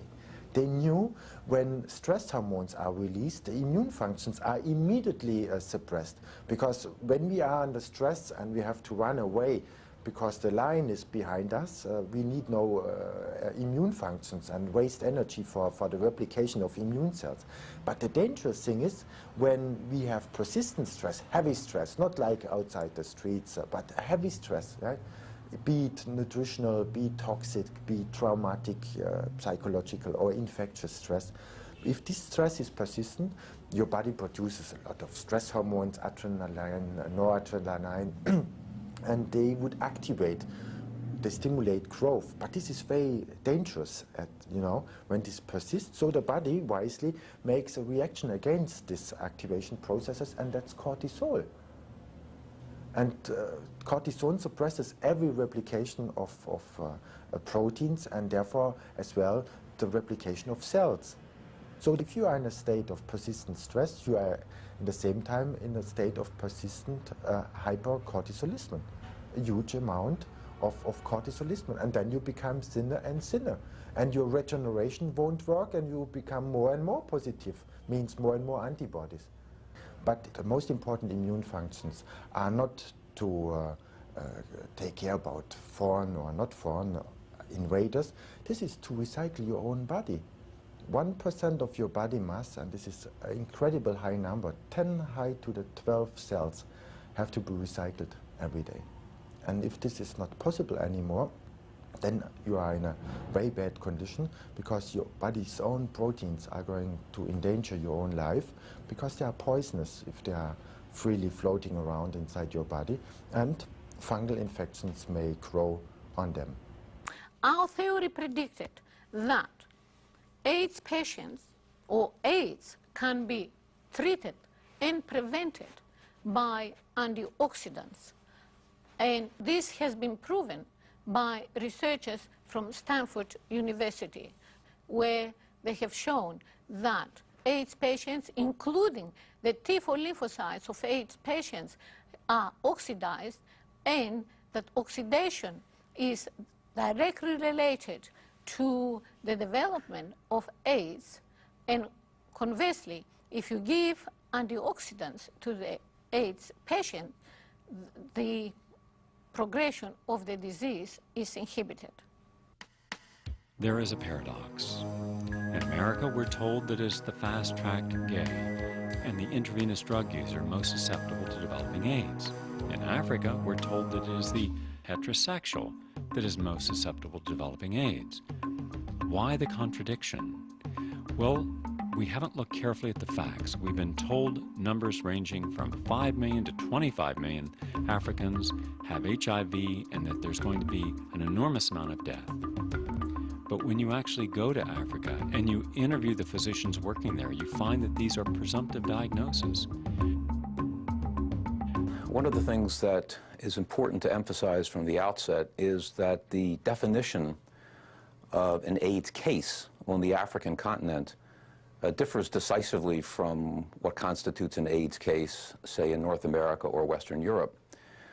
A definition was arrived at as a result of a World Health Organization sponsored conference in October of 1985. What resulted was what's known as the Bangui definition. The Bangui definition of an AIDS case in Africa is based on 4 clinical symptoms. The clinical symptoms are a high fever, a persistent cough, loose stools for 30 days, and a 10% loss of body weight over a 2-month period. By that definition, a Western researcher like myself has had AIDS. But having gotten on a plane and flown back to California, I'm not considered, of course, an AIDS case.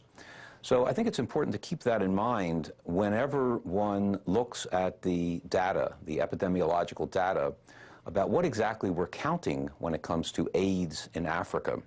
And tuberculosis is for all intensive purposes, the AIDS disease in Africa is tuberculosis.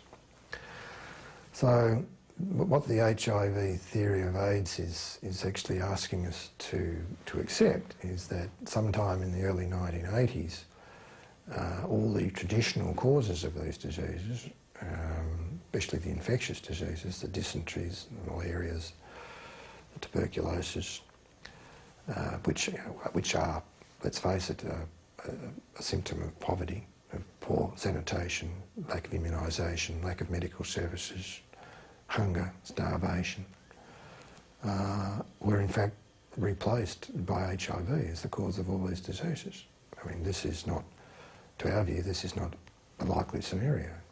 Where there have been good research reports, it's clear that these HIV tests render a ludicrously high rate of false positives when those tests are done among populations that already suffer from other kinds of endemic diseases, parasitic infections, and malnutrition.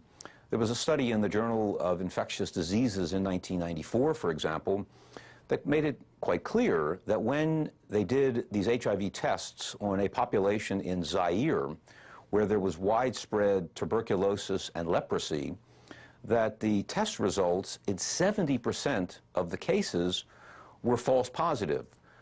If the test results are 2 or 3% false positive, a test is basically invalid. It's useless in terms of epidemiology.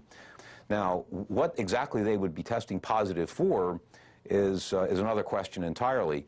However, the numbers of AIDS cases are run together with projections of HIV seroprevalence or HIV infection. Usually these tests are conducted at a sexually transmitted disease clinic. Maybe 100 or 200 people are tested, or they're done at an antenatal clinic where pregnant women are also tested. And from those samples, then projections are made about the rate of HIV and the rate of HIV/AIDS, which are run together customarily in Africa. Not only HIV/AIDS for an entire country, but projections can be made, as they were made at the AIDS conference in Geneva in 1998, projections can then be made for an entire continent of 650 million people. All over the world, entire nations are claiming that we also have an epidemic of AIDS. In India, especially in Bombay and Calcutta, in Thailand, in China, in Haiti, Guatemala, Brazil. Therefore, the idea of giving medications to everyone in a country doesn't seem reasonable. What would seem more reasonable is to give these people the type of infrastructure of clean water, proper medicines, good, healthy diet, and de-stressing them from the political conflicts and gross poverty so that they have some optimism and a built immune system to look forward to a future. That is not being done. What they are finding is the polyspecific antibodies that are normally in people in Asia and Africa because the social conditions there. So they have been exposed to many parasites, so they have to have a lot of polyspecific antibodies in the blood, and that's what they are measuring in the ELISA and Western blot tests. These are the classic symptoms of urban crowding, of poverty, of malnutrition, and of underdevelopment, which in fact afflict men and women fairly equally across the African continent. However, the value of Africa and this notion about a heterosexual epidemic of AIDS in Africa, I think was extremely important by the middle of the 1980s because it helped to shift the focus and helped to shift media interest to suggest that, well, while AIDS cases initially may have been confined to a small cohort of urban gay men in the West, that what was going on in Africa was a hint of things to come, in which, in fact, AIDS would put everyone at risk, and it would, in fact, become a heterosexually spread disease. We had the honor of meeting many African doctors who seriously were worried that the whole of the AIDS science was wrong, and they were not afraid to speak out. But it was very dangerous for them to do so. And they were certainly not going to receive any funding. Because in Uganda, for example, there was $6 million arriving that year for sex counseling and condom distribution. And for malaria control, there were $65,000. So that's for a whole year.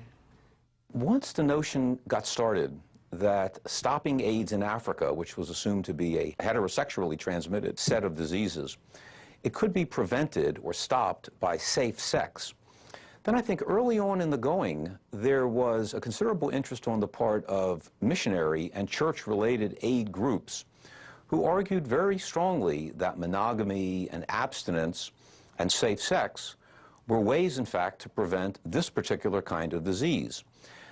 To that extent, the WHO and the UN has found it very expedient and very practical along political and ideological lines to argue that the causes of these diseases in Africa and the cure for those diseases lies in the hands of the people themselves, rather than looking at the harder nut, the tougher nut to crack, which would be the historical and the institutional forces that make it such in Africa that many people do not have an adequate diet, few people have adequate sanitation throughout their lives, and the vast majority of people in Africa are subject to a wide range of diseases, all of which predated that of AIDS. So I think that's been a major motivating factor. You have to also understand that there's a reason on the African side to buy into this particular equation. With the end of the Cold War, Africa has found itself unable to play the superpower game, playing the United States or the Western powers off of the Soviet bloc. And so many ministries of health and many governments in general accepted that little dogma or not get the kind of aid and the kind of assistance that the U.S. government, the United Nations, the World Health Organization, and so forth felt very strongly that this is what these African governments needed. In early 2000, South African President Mbeki decided to host an AIDS conference that would give time not only to recognized orthodox spokespersons on AIDS, but to dissenters such as Dr. Peter Duisberg. The mass media fired off numerous attacks, excoriating the irresponsibility of them allowing a forum in South Africa for the people who challenge HIV equals AIDS equals death. Members of the AIDS establishment even went to the length of earnestly calling for the criminal prosecution of AIDS dissidents.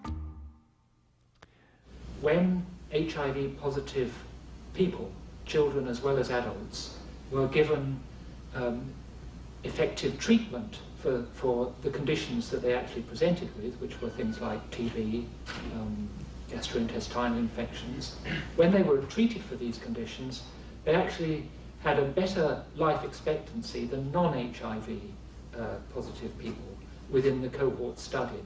It was because in the circumstances of these studies, they had undertaken to give medical support to people who tested positive. It was a condition on which the people allowed themselves to be tested. So given that medical support, these people had better health records than those who had not tested HIV positive. I think this drumbeat of hysteria, of panic, of alarmism, and of fear is doing immense psychological, social, and medical damage to many people in Africa. People who otherwise would have gone to a clinic to get treated for something like diarrhea or a persistent cough or a fever are terrified of going to a clinic because instead of being treated for those kinds of symptoms, they're afraid that they're going to get an AIDS diagnosis, which they understand to be a death sentence. When people do get just such a diagnosis based on those clinical symptoms, and they return to their villages, they return to the villages to die. They basically give up all hope. They lose the will to live. They become an outcast. They are in a culture like many African cultures in southern Africa, where the extended family is everything. To be rejected by your extended family, to be forced to live in a secluded, segregated little hut away from the rest of the family, to have only meager amounts of food, meager amounts of water given to you, is to prepare the person for death. And what do you think happens? The person dies. And when the person dies, they will say, weepingly, with atrocious photographs in the newspaper, he or she was another victim of the AIDS epidemic, which is everywhere in Africa.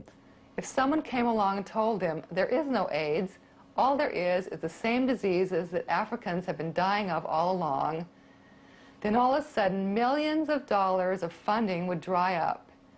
And Africans are colluding with this as well. Not very many of them, but there are a few Africans in positions where they're able to collect a lot of this money. You know, heads of clinics or directors of public health services and people like that. There's an awful lot of money that can come their way as long as everybody thinks that Africa is besieged with a giant AIDS epidemic. The pharmaceutical giants like Roche and Abbott and Glaxo Wellcome and so forth have made offers to African governments, in which I think they expect to be subsidized for this. They've made offers to African governments over the last couple of years, particularly to South Africa, to offer these so-called antiretrovirals, which are a controversy in and of themselves, like AZT and the other nucleoside analog drugs, but to make those drugs available at what the pharmaceuticals would consider a cut rate price. What they mean by cut rate would be that an individual's dose would cost about $200 a month. Well, the vast majority of people in Africa don't have a per capita income of $200 a year. So someone is going to have to subsidize these kinds of drugs, making them available in Africa. And I think that the pharmaceuticals will look towards state organizations or multilateral institutions. Here it is, all these years later, and it baffles me that not only is AZT still being used, but they're trying to expand its usage into the third world and into Africa, into poor countries, into poor communities in the United States, in spite of widespread evidence of its toxicity, widespread evidence that AZT, in fact, causes what we call AIDS. They're taking the show to the third world, and they're not only giving AZT to what will probably be millions of women in the third world, whether they're HIV positive or not, but they're also insisting that they stop breastfeeding and start formula feeding, supposedly in an effort to prevent transmission of HIV, which of course has never been isolated from breast milk. Only antibodies, and even that only 25% or something, pretty much like the semen data. But they are, they're launching here what is bound to be a real disaster, a real serious loss of human life. Mother's milk, which pediatricians around the world will tell you is the healthiest food that a newborn can have because of the immunological properties in mother's milk, that women should in fact cease breastfeeding their young. Now this to me seems something more than just a crime. This is absolutely diabolical and evil, and I am at least encouraged that there's been some dissension and some skepticism for a change within the bowels of the WHO an organization that's argued very strongly for breastfeeding, is now coming to grips with maybe one of the big contradictions in the whole HIV/AIDS construct. I can't imagine that it'll work out any other way than that you're going to just see tens, maybe hundreds of thousands, maybe even more babies dying. And they'll probably say they died of AIDS no matter what happens. So nobody will even be held accountable this time. Oh, here's the one thing they're doing. So they can demonstrate that this has nothing to do with any particular formula company making money off of this situation. The WHO or UNAIDS or whoever it is insisting that the formula gets shipped in bottles without labels. For more than a dozen years, virtually every month, magazines would headline amazing new promising drugs in the war on AIDS, the antiretrovirals. The trouble is, when we look back, they didn't work. Lives had not been saved. They were not miracle breakthroughs. Gallo lost the rights to the test. This was published in Newsweek in '94, and the American government let him fall like a hot potato, and already the industry built up a new man. This was David Ho here from New York, and he came up with a completely new model of the virus, saying now we have not a slow virus, but we have a virus à grande vitesse, at high speed. And he was using Kermali's PCR technique, which is a multiplication technique, not a quantification technique, by the way, and multiply molecules into its millions and equal those molecules with the virus, right? Absolutely ridiculous.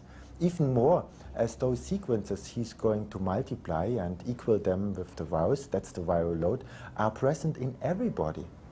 It's just a way to save face for the whole AIDS industry, because more and more people are aware that this could not be, you know, because inside the AIDS scene there are a lot of critical medical doctors, but they saw such a lot of contradiction, and it was discussed on conferences. So there was high noon for a new medal and a new test where the pharmaceutical companies could make a great business out of it, you know. All of this stuff is pure Orwellian deception. It has nothing to do with human beings. It's all a creature of the laboratory. The pictures of HIV, the very few examples of electron microscope pictures of HIV were actually examples of culturing. They were created in the laboratory. There's no published picture of HIV from a human sample, from a blood sample, a tissue sample. You can't find HIV in humans. I don't know if anybody really knows what the viral load test is finding, but if you're infected with other different viruses, for instance, if you're sick with a cold or the flu or hepatitis or anything, you shouldn't get an HIV viral load test because it's bound to be really high. Now that doesn't seem to make any sense. If what you're measuring is HIV, then why would being sick with something else cause your HIV viral load to go up, unless what they're really measuring is something else? When I hear constantly AIDS research labs referring to the measuring of viral load, I cannot imagine, to me it defies common sense to speak about viral load without seeing virus particles. And I've never seen any demonstration of virus particles in what is regarded to be a sample in which viral load, so-called, is being measured by PCR methodology. Even the manufacturer, on the front page, the third paragraph of the instructions, say do not use the viral load test to diagnose either AIDS or HIV. And there's a very simple reason for that. It's because they don't know what it's measuring. The PCR viral load test at best is looking at 3% of the genome of HIV. It's essentially looking at viral debris. The viral load test is equivalent to counting bumpers in a junkyard and assuming that 2,000 bumpers is equivalent to 1,000 cars that you could put the key in ignition and drive off the lot. It's just totally bogus. Because there are so many such large variation between the HIV genomes, that is between one RNA which is said to be HIV and another piece of RNA which is said to be also HIV genome, the HIV genomes have been divided in many types. If all these are RNAs of a retrovirus, HIV, and if all the tests, the three tests, were measuring the viral load, then one would have expected all these numbers to be exactly the same. And yet, as you can see, one can have from no virus detected, no viral load at all, to up to 1 million, just by using different types of HIV. The same thing, by using different tests, you can have from nearly no virus detected to a very, very high viral load. So one can find really hard to believe that such tests can be used to measure anything, not to mention a deadly virus. Viral load, they measure small fragments of RNA, and these are body's own cellular debris in this normal cell turnover. Every day 1 billion cells. But you don't detect in this technology a virus. That's not possible. I have asked several of the proponents, the major proponents of the HIV hypothesis, Tom Merrigan at Stanford, Martin Markowitz, who works with David Ho at the Aaron Diamond, John Mellors at Pittsburgh. I've asked them, what does the viral load test have to do with infectious virus? Within a heartbeat, the answer is nothing. And the reason they have to say the viral load test has nothing to do with infectious virus is because that's what their own papers say themselves. David Ho's papers in 1996, for example, Piatek's paper in 1993, and all of the other papers. The viral load test has nothing to do with infectious virus, and yet infectious virus is the only virus that causes disease. The RNA of one HIV with another HIV, whatever that is, it can vary up to 40%. And they're still called HIV RNA. They're still called HIV, which is a little bit hard to accept. It's strange, to say the least. The miraculous protease inhibitor cocktails are a direct result of David Ho's work that he published in the scientific journal called Nature back in 1995. In that journal, David Ho presented his viral dynamics hypothesis, where he showed that patients that were taking the protease inhibitors, they had substantially reduced viral load numbers, for whatever that means. And it turns out that that paper in 1995 was the principal justification that the FDA used to release the protease inhibitors next year in 1996 for general use among the American public. They say, the protein of the virus, the first protein is very long and it has to be cut down exactly into its pieces that the new virus is able to be built out of the shorter pieces. And now it starts to get funny. We have 8 different kinds of cutting sites where the protease, the enzyme which is cutting down the proteins, should exactly cut the precursor molecule into its shorter molecules. 8 different sites. Because when they invented the HIV sequence, saying that's the genetic material of HIV, they couldn't think about such details at this time, and now they have the problem to explain it. And they explained it in a way saying, the protease of HIV is unspecific. But how should this work when the protease is unspecific? How then a virus could come into existence when you have 8 different sites and it needs to be cut exactly at those sites to to build up the functional virus particle.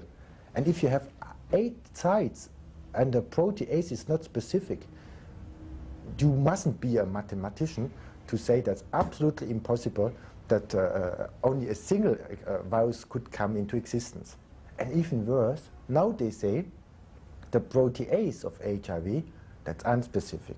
But our protease inhibitors, they are specific. These inhibitors do not stop AIDS patients from dying. They do not stop AIDS patients from getting opportunistic infections. In fact, these inhibitors cause more problems than they solve. They cause AIDS-defining diseases. Anthony Fauci has acknowledged publicly in the front page of the New York Times that the protease inhibitors are likely to fail 50% of the time. In the San Francisco Examiner, University of California, San Francisco study showed that 53% of the people taking the HIV protease inhibitors were failing. And they went even further. The people, in their words, that needed the protease inhibitors the most were the ones that were failing. They were the ones that had AIDS-defining diseases. They were the ones that had a history of antiretroviral AZT use.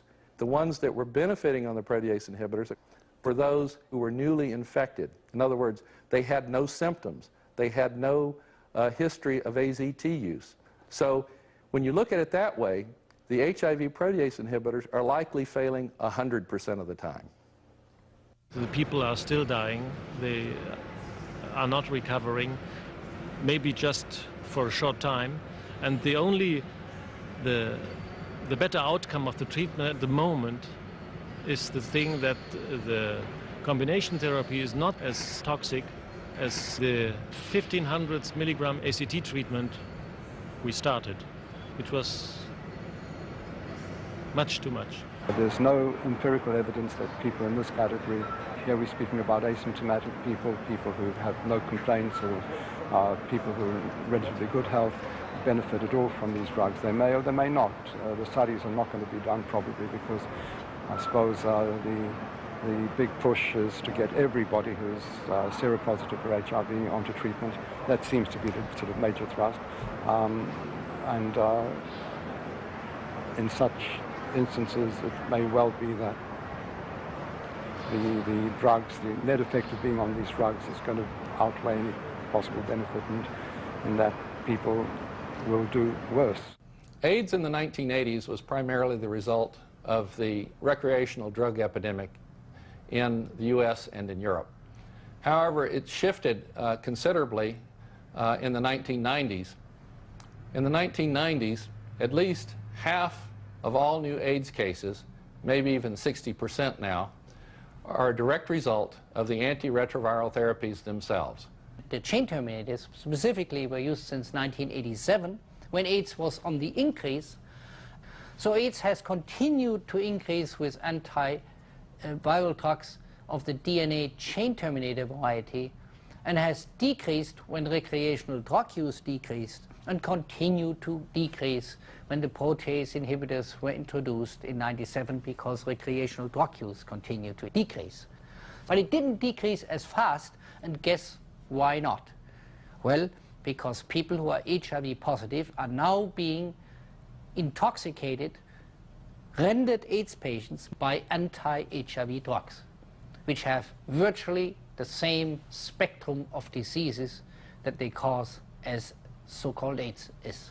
In 1998, a group of researchers at University of California at Berkeley and the University of California at San Francisco joined forces to test David Ho's viral dynamics hypothesis. And in short, their results are that Ho's hypothesis is wrong. Their data actually shows that HAART, which is short for the highly active antiretroviral therapy, which is simply the protease inhibitor cocktails, that HAART actually does what HIV is supposed to be doing. It produces a shorter lifetime for the T cells in HIV-positive people taking the drugs as compared with HIV people who do not take the drugs. So you interfere on a very basic level of life, and it takes a time that you see the clinical outcome of these damages. And it's worse than AZT. AZT acts quicker on the genetic level, and but we have the possibility that the bacteria inside our intestines are eating up all this AZT. If you have a good digestion, you know, then that's no problem. But the protease inhibitors cannot be cut down because they are artificial. Then they would accumulate over the time inside your body, producing crystallines, destroying the kidney in the first line and other organs. But then, when they accumulate, and would cause all various kind of effects. And this we have predicted some 2.5 years before already in the British journal Continuum. We have warned about not the side effects, but the main effects, you know. And the worst to come, it's the failure of the liver, and of course the blood production. When blood is destroyed, and that's what they say is the side effects, or, you know, when the fatty acid metabolism is destroyed as well, and you have fatty acid accumulation everywhere inside your body, you know. They cause what's called Crixivan belly or Crick's belly. They cause the buffalo hump. They cause diabetes. They cause numerous things, opportunistic infections. There's almost 1 or 2 new diseases that the protease inhibitors are causing on a weekly basis. All you have to do is go to the British journal Lancet, and you'll see a horror story over the past year of all the toxic effects of these protease inhibitor cocktails. Protease inhibitors, the principle to inhibit in a stress situation proteolytic activities is in principle correct, but it should not be done with a single substance, with a single drug. It should be done by nutritional supplements which have an anabolic activity and correct a catabolic situation. These individuals are all in an increased catabolic situation, what means more energy is used than produced.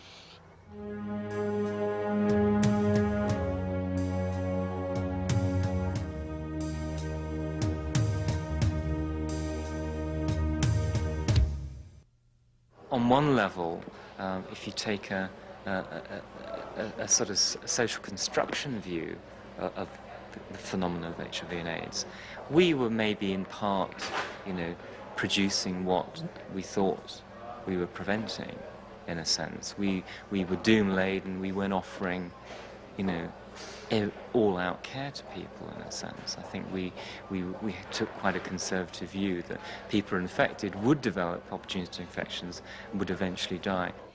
If we're mistaken, at least we haven't done very much harm. Our theory demands that that safe sexual practices are adopted. Not only that people don't share needles, but people don't take drugs at all. So, I mean, we are in complete agreement from a public health point of view with the HIV theorists. Perhaps we've done some good. Maybe we've stopped a few people worrying about their HIV antibodies. Maybe we've stopped a few people taking drugs to kill a virus that they may not have, that may not even exist. But if the HIV theorists are wrong, who can tell how much harm they have done? AIDS is not even a medical problem. It's a social problem. And as a social problem, solutions need to be in the social realm, not so much even in the medical realm. It is not possible in one program to cover all the important issues on a subject as demanding as AIDS. But at least if you now have some questions that you did not have before, if you're not as certain in HIV being the only cause of AIDS, the HIV antibody test being accurate, that the antiretroviral drugs are the way to go, that the vaccine is the miracle cure for the future, if any of this has caused you to pause, then this program has served its purpose. I'm Gary Null. Thank you very much for watching.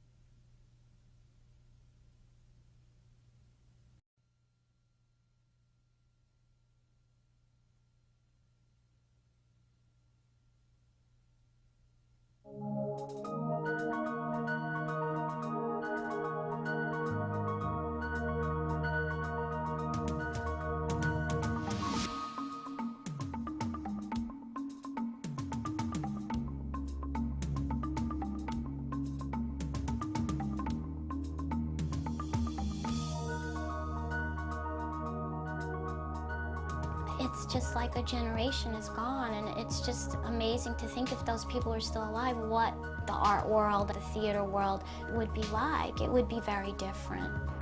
Where AIDS came from, God only knows.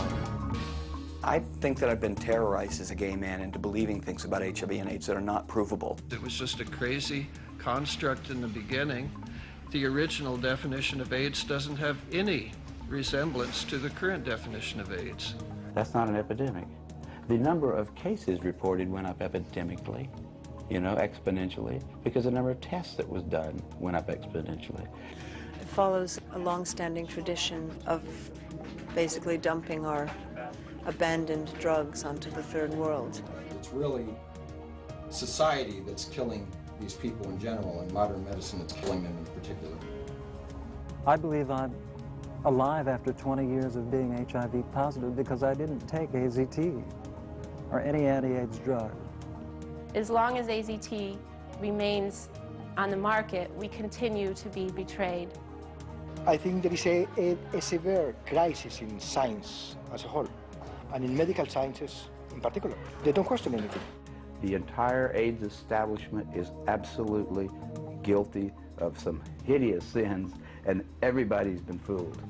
That's hard to believe. See, I was like, no, it can't be. I would say we have acquired information deficiency syndrome or a scandal. We maintain that HIV is a big mistake, possibly one of the biggest mistakes of the 20th century. How is this virus causing AIDS? How is it causing the depletion of immune cells when you can't even find it? Nobody has ever seen HIV. We have seen diagrams of HIV, we've seen posters, all of those with drawings of HIV, but this is only theoretical, the way that it ought to be. When two different parties look... The best evidence against the HIV hypothesis is that there is no evidence for it.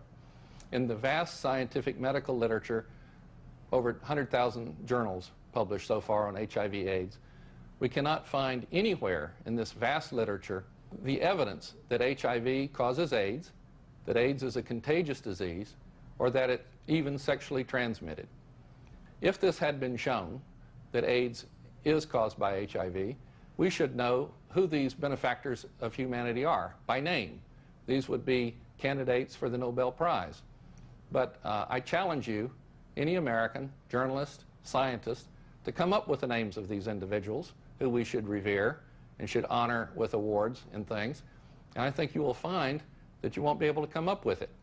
In 1984, Luc Montagnier wrote in Nature, quote, "All available data are consistent with the virus being the causative agent of AIDS," end of quote. But in 1985, he expressed an opinion which is impossible to reconcile with the HIV theory. I quote, "This syndrome occurs in a minority of infected persons who generally have in common a past history of antigenic stimulation," that means immune stimulation, "and of immune depression before HIV infection." In other words, Montagnier was claiming that the cause of the immune depression was coming after the effect, which is contradictory. Perhaps Montagnier was hedging his bets even at that early stage. 14 years ago, Dr. Peter Duesberg was the lone voice in the world of AIDS dissonance. At that time, the molecular biologist, world-renowned virologist, and UCLA professor began asking a question that seemed like heresy in his day. Was it possible that we were wrong when we equated HIV with AIDS? Gallo tried in hundreds of patients to find that virus and came up with a sample that he borrowed from a French colleague. I know Gallo, and Gallo is not a bad virologist. He would have found a virus that is there at concentrations where it could cause a disease. But Gallo proved to the scientific world with this, what proved to be nearly a scandal. At the same data and come to different conclusions. It's no longer scientific. Actually, AIDS is a religion of these people. They believe in this virus. There is so much money being pumped into AIDS that people have no incentive whatsoever to see the truth. Maintaining this industry, maintaining this whole idea that there's this epidemic pending and that HIV causes AIDS is a major public relations process in the United States. If a hypothesis fails to produce results, that we have to reconsider that hypothesis. I'm in the Museum of the City of New York. There is a 20-year retrospective on AIDS. In this retrospective, if you look around, there's beautiful posters and very poignant and touching photographs and stories of people who have been afflicted with AIDS. Also, all along the walls are little charts, chronologies of events, like when AIDS was discovered, and then the test, the antibody test, that people should be tested to determine, do they have this deadly disease? That there is hope, not for a cure, but instead put time on your side, take AZT or other antiretroviral cocktails. That's the messages. I'm Gary Null, and I'd like to open up a dialogue that allows those who've been excluded from the communication in the war on AIDS to have a forum. These individuals are sincere, they are credentialed, and they have a lot of good questions and challenging statements for those who are absolutely convinced that everything we've been taught about AIDS is right. It is the intent of this program to have a forum for the dissidents. The most responsible and reasoned of those individuals, you're now going to have an opportunity to see what their argument is as they try to deconstruct what they consider the myth of AIDS.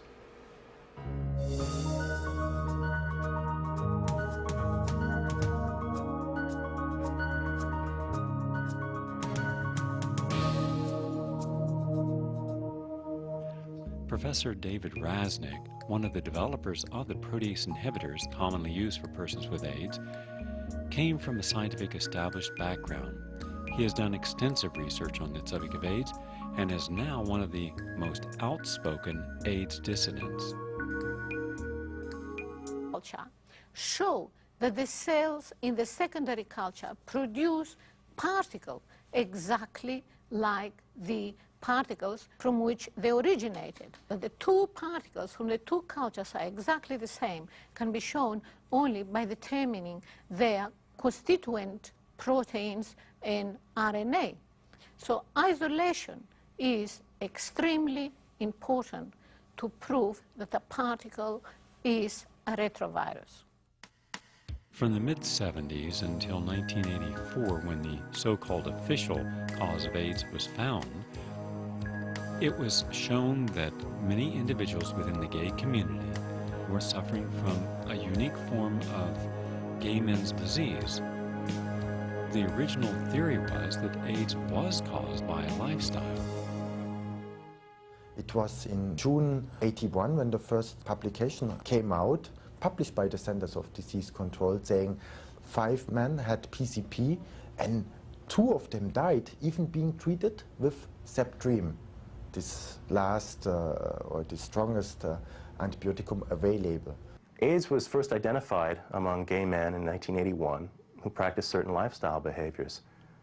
They, according to New York Times, on July 3rd, 1981, tended to have upwards of 2,000 sexual contacts a year and used a lot of aphrodisiacal drugs, including poppers, amyl nitrite, a very dangerous substance that gay men had been inhaling in epidemic proportions since the early 1970s. And with regard to the sexual activity, you don't need to be moralistic to say that, you know, gosh, you have 2,000 sex partners a year, you develop a laundry list of infectious diseases, venereal diseases, that can do a lot of damage over the long term to your immune system. Doctors and scientists looking at this phenomenon early on said, gosh, they do a lot of drugs, they have a laundry list of venereal diseases. The combination of these factors might well be enough to knock their immune systems for a real loop. They took tons of antibiotics to treat the perpetual infections they would get by having a lot of different sex partners.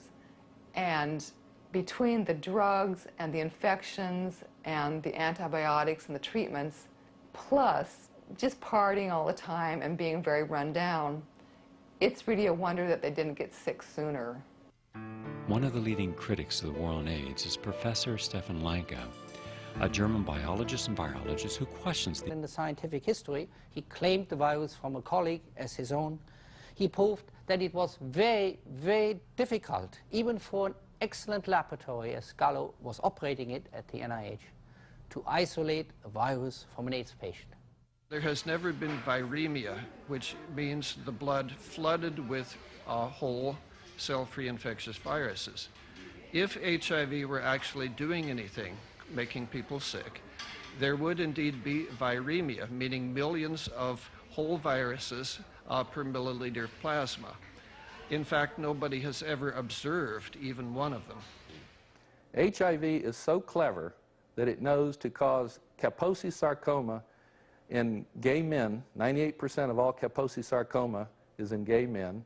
HIV knows to cause tuberculosis and wasting in IV drug users, and it knows to cause diarrhea and candidiasis or thrush in hemophiliacs. It's not just Peter Duisberg or some heretics or some outsiders who criticize the failure of our war against AIDS. It's the orthodoxy itself.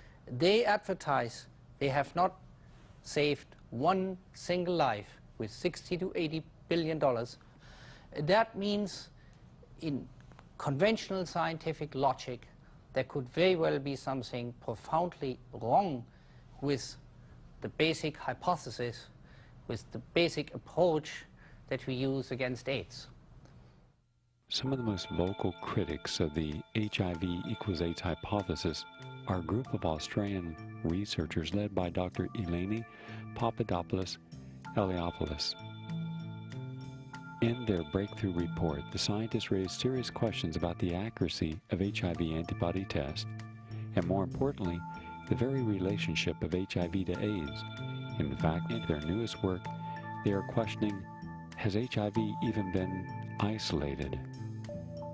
As far as we're concerned, if one goes through all the HIV literature which exists to date, I think one will find it bold and incredible to still believe that there is proof for the existence of HIV. When a particle looks like a retrovirus, you have to isolate it, then put it in another cup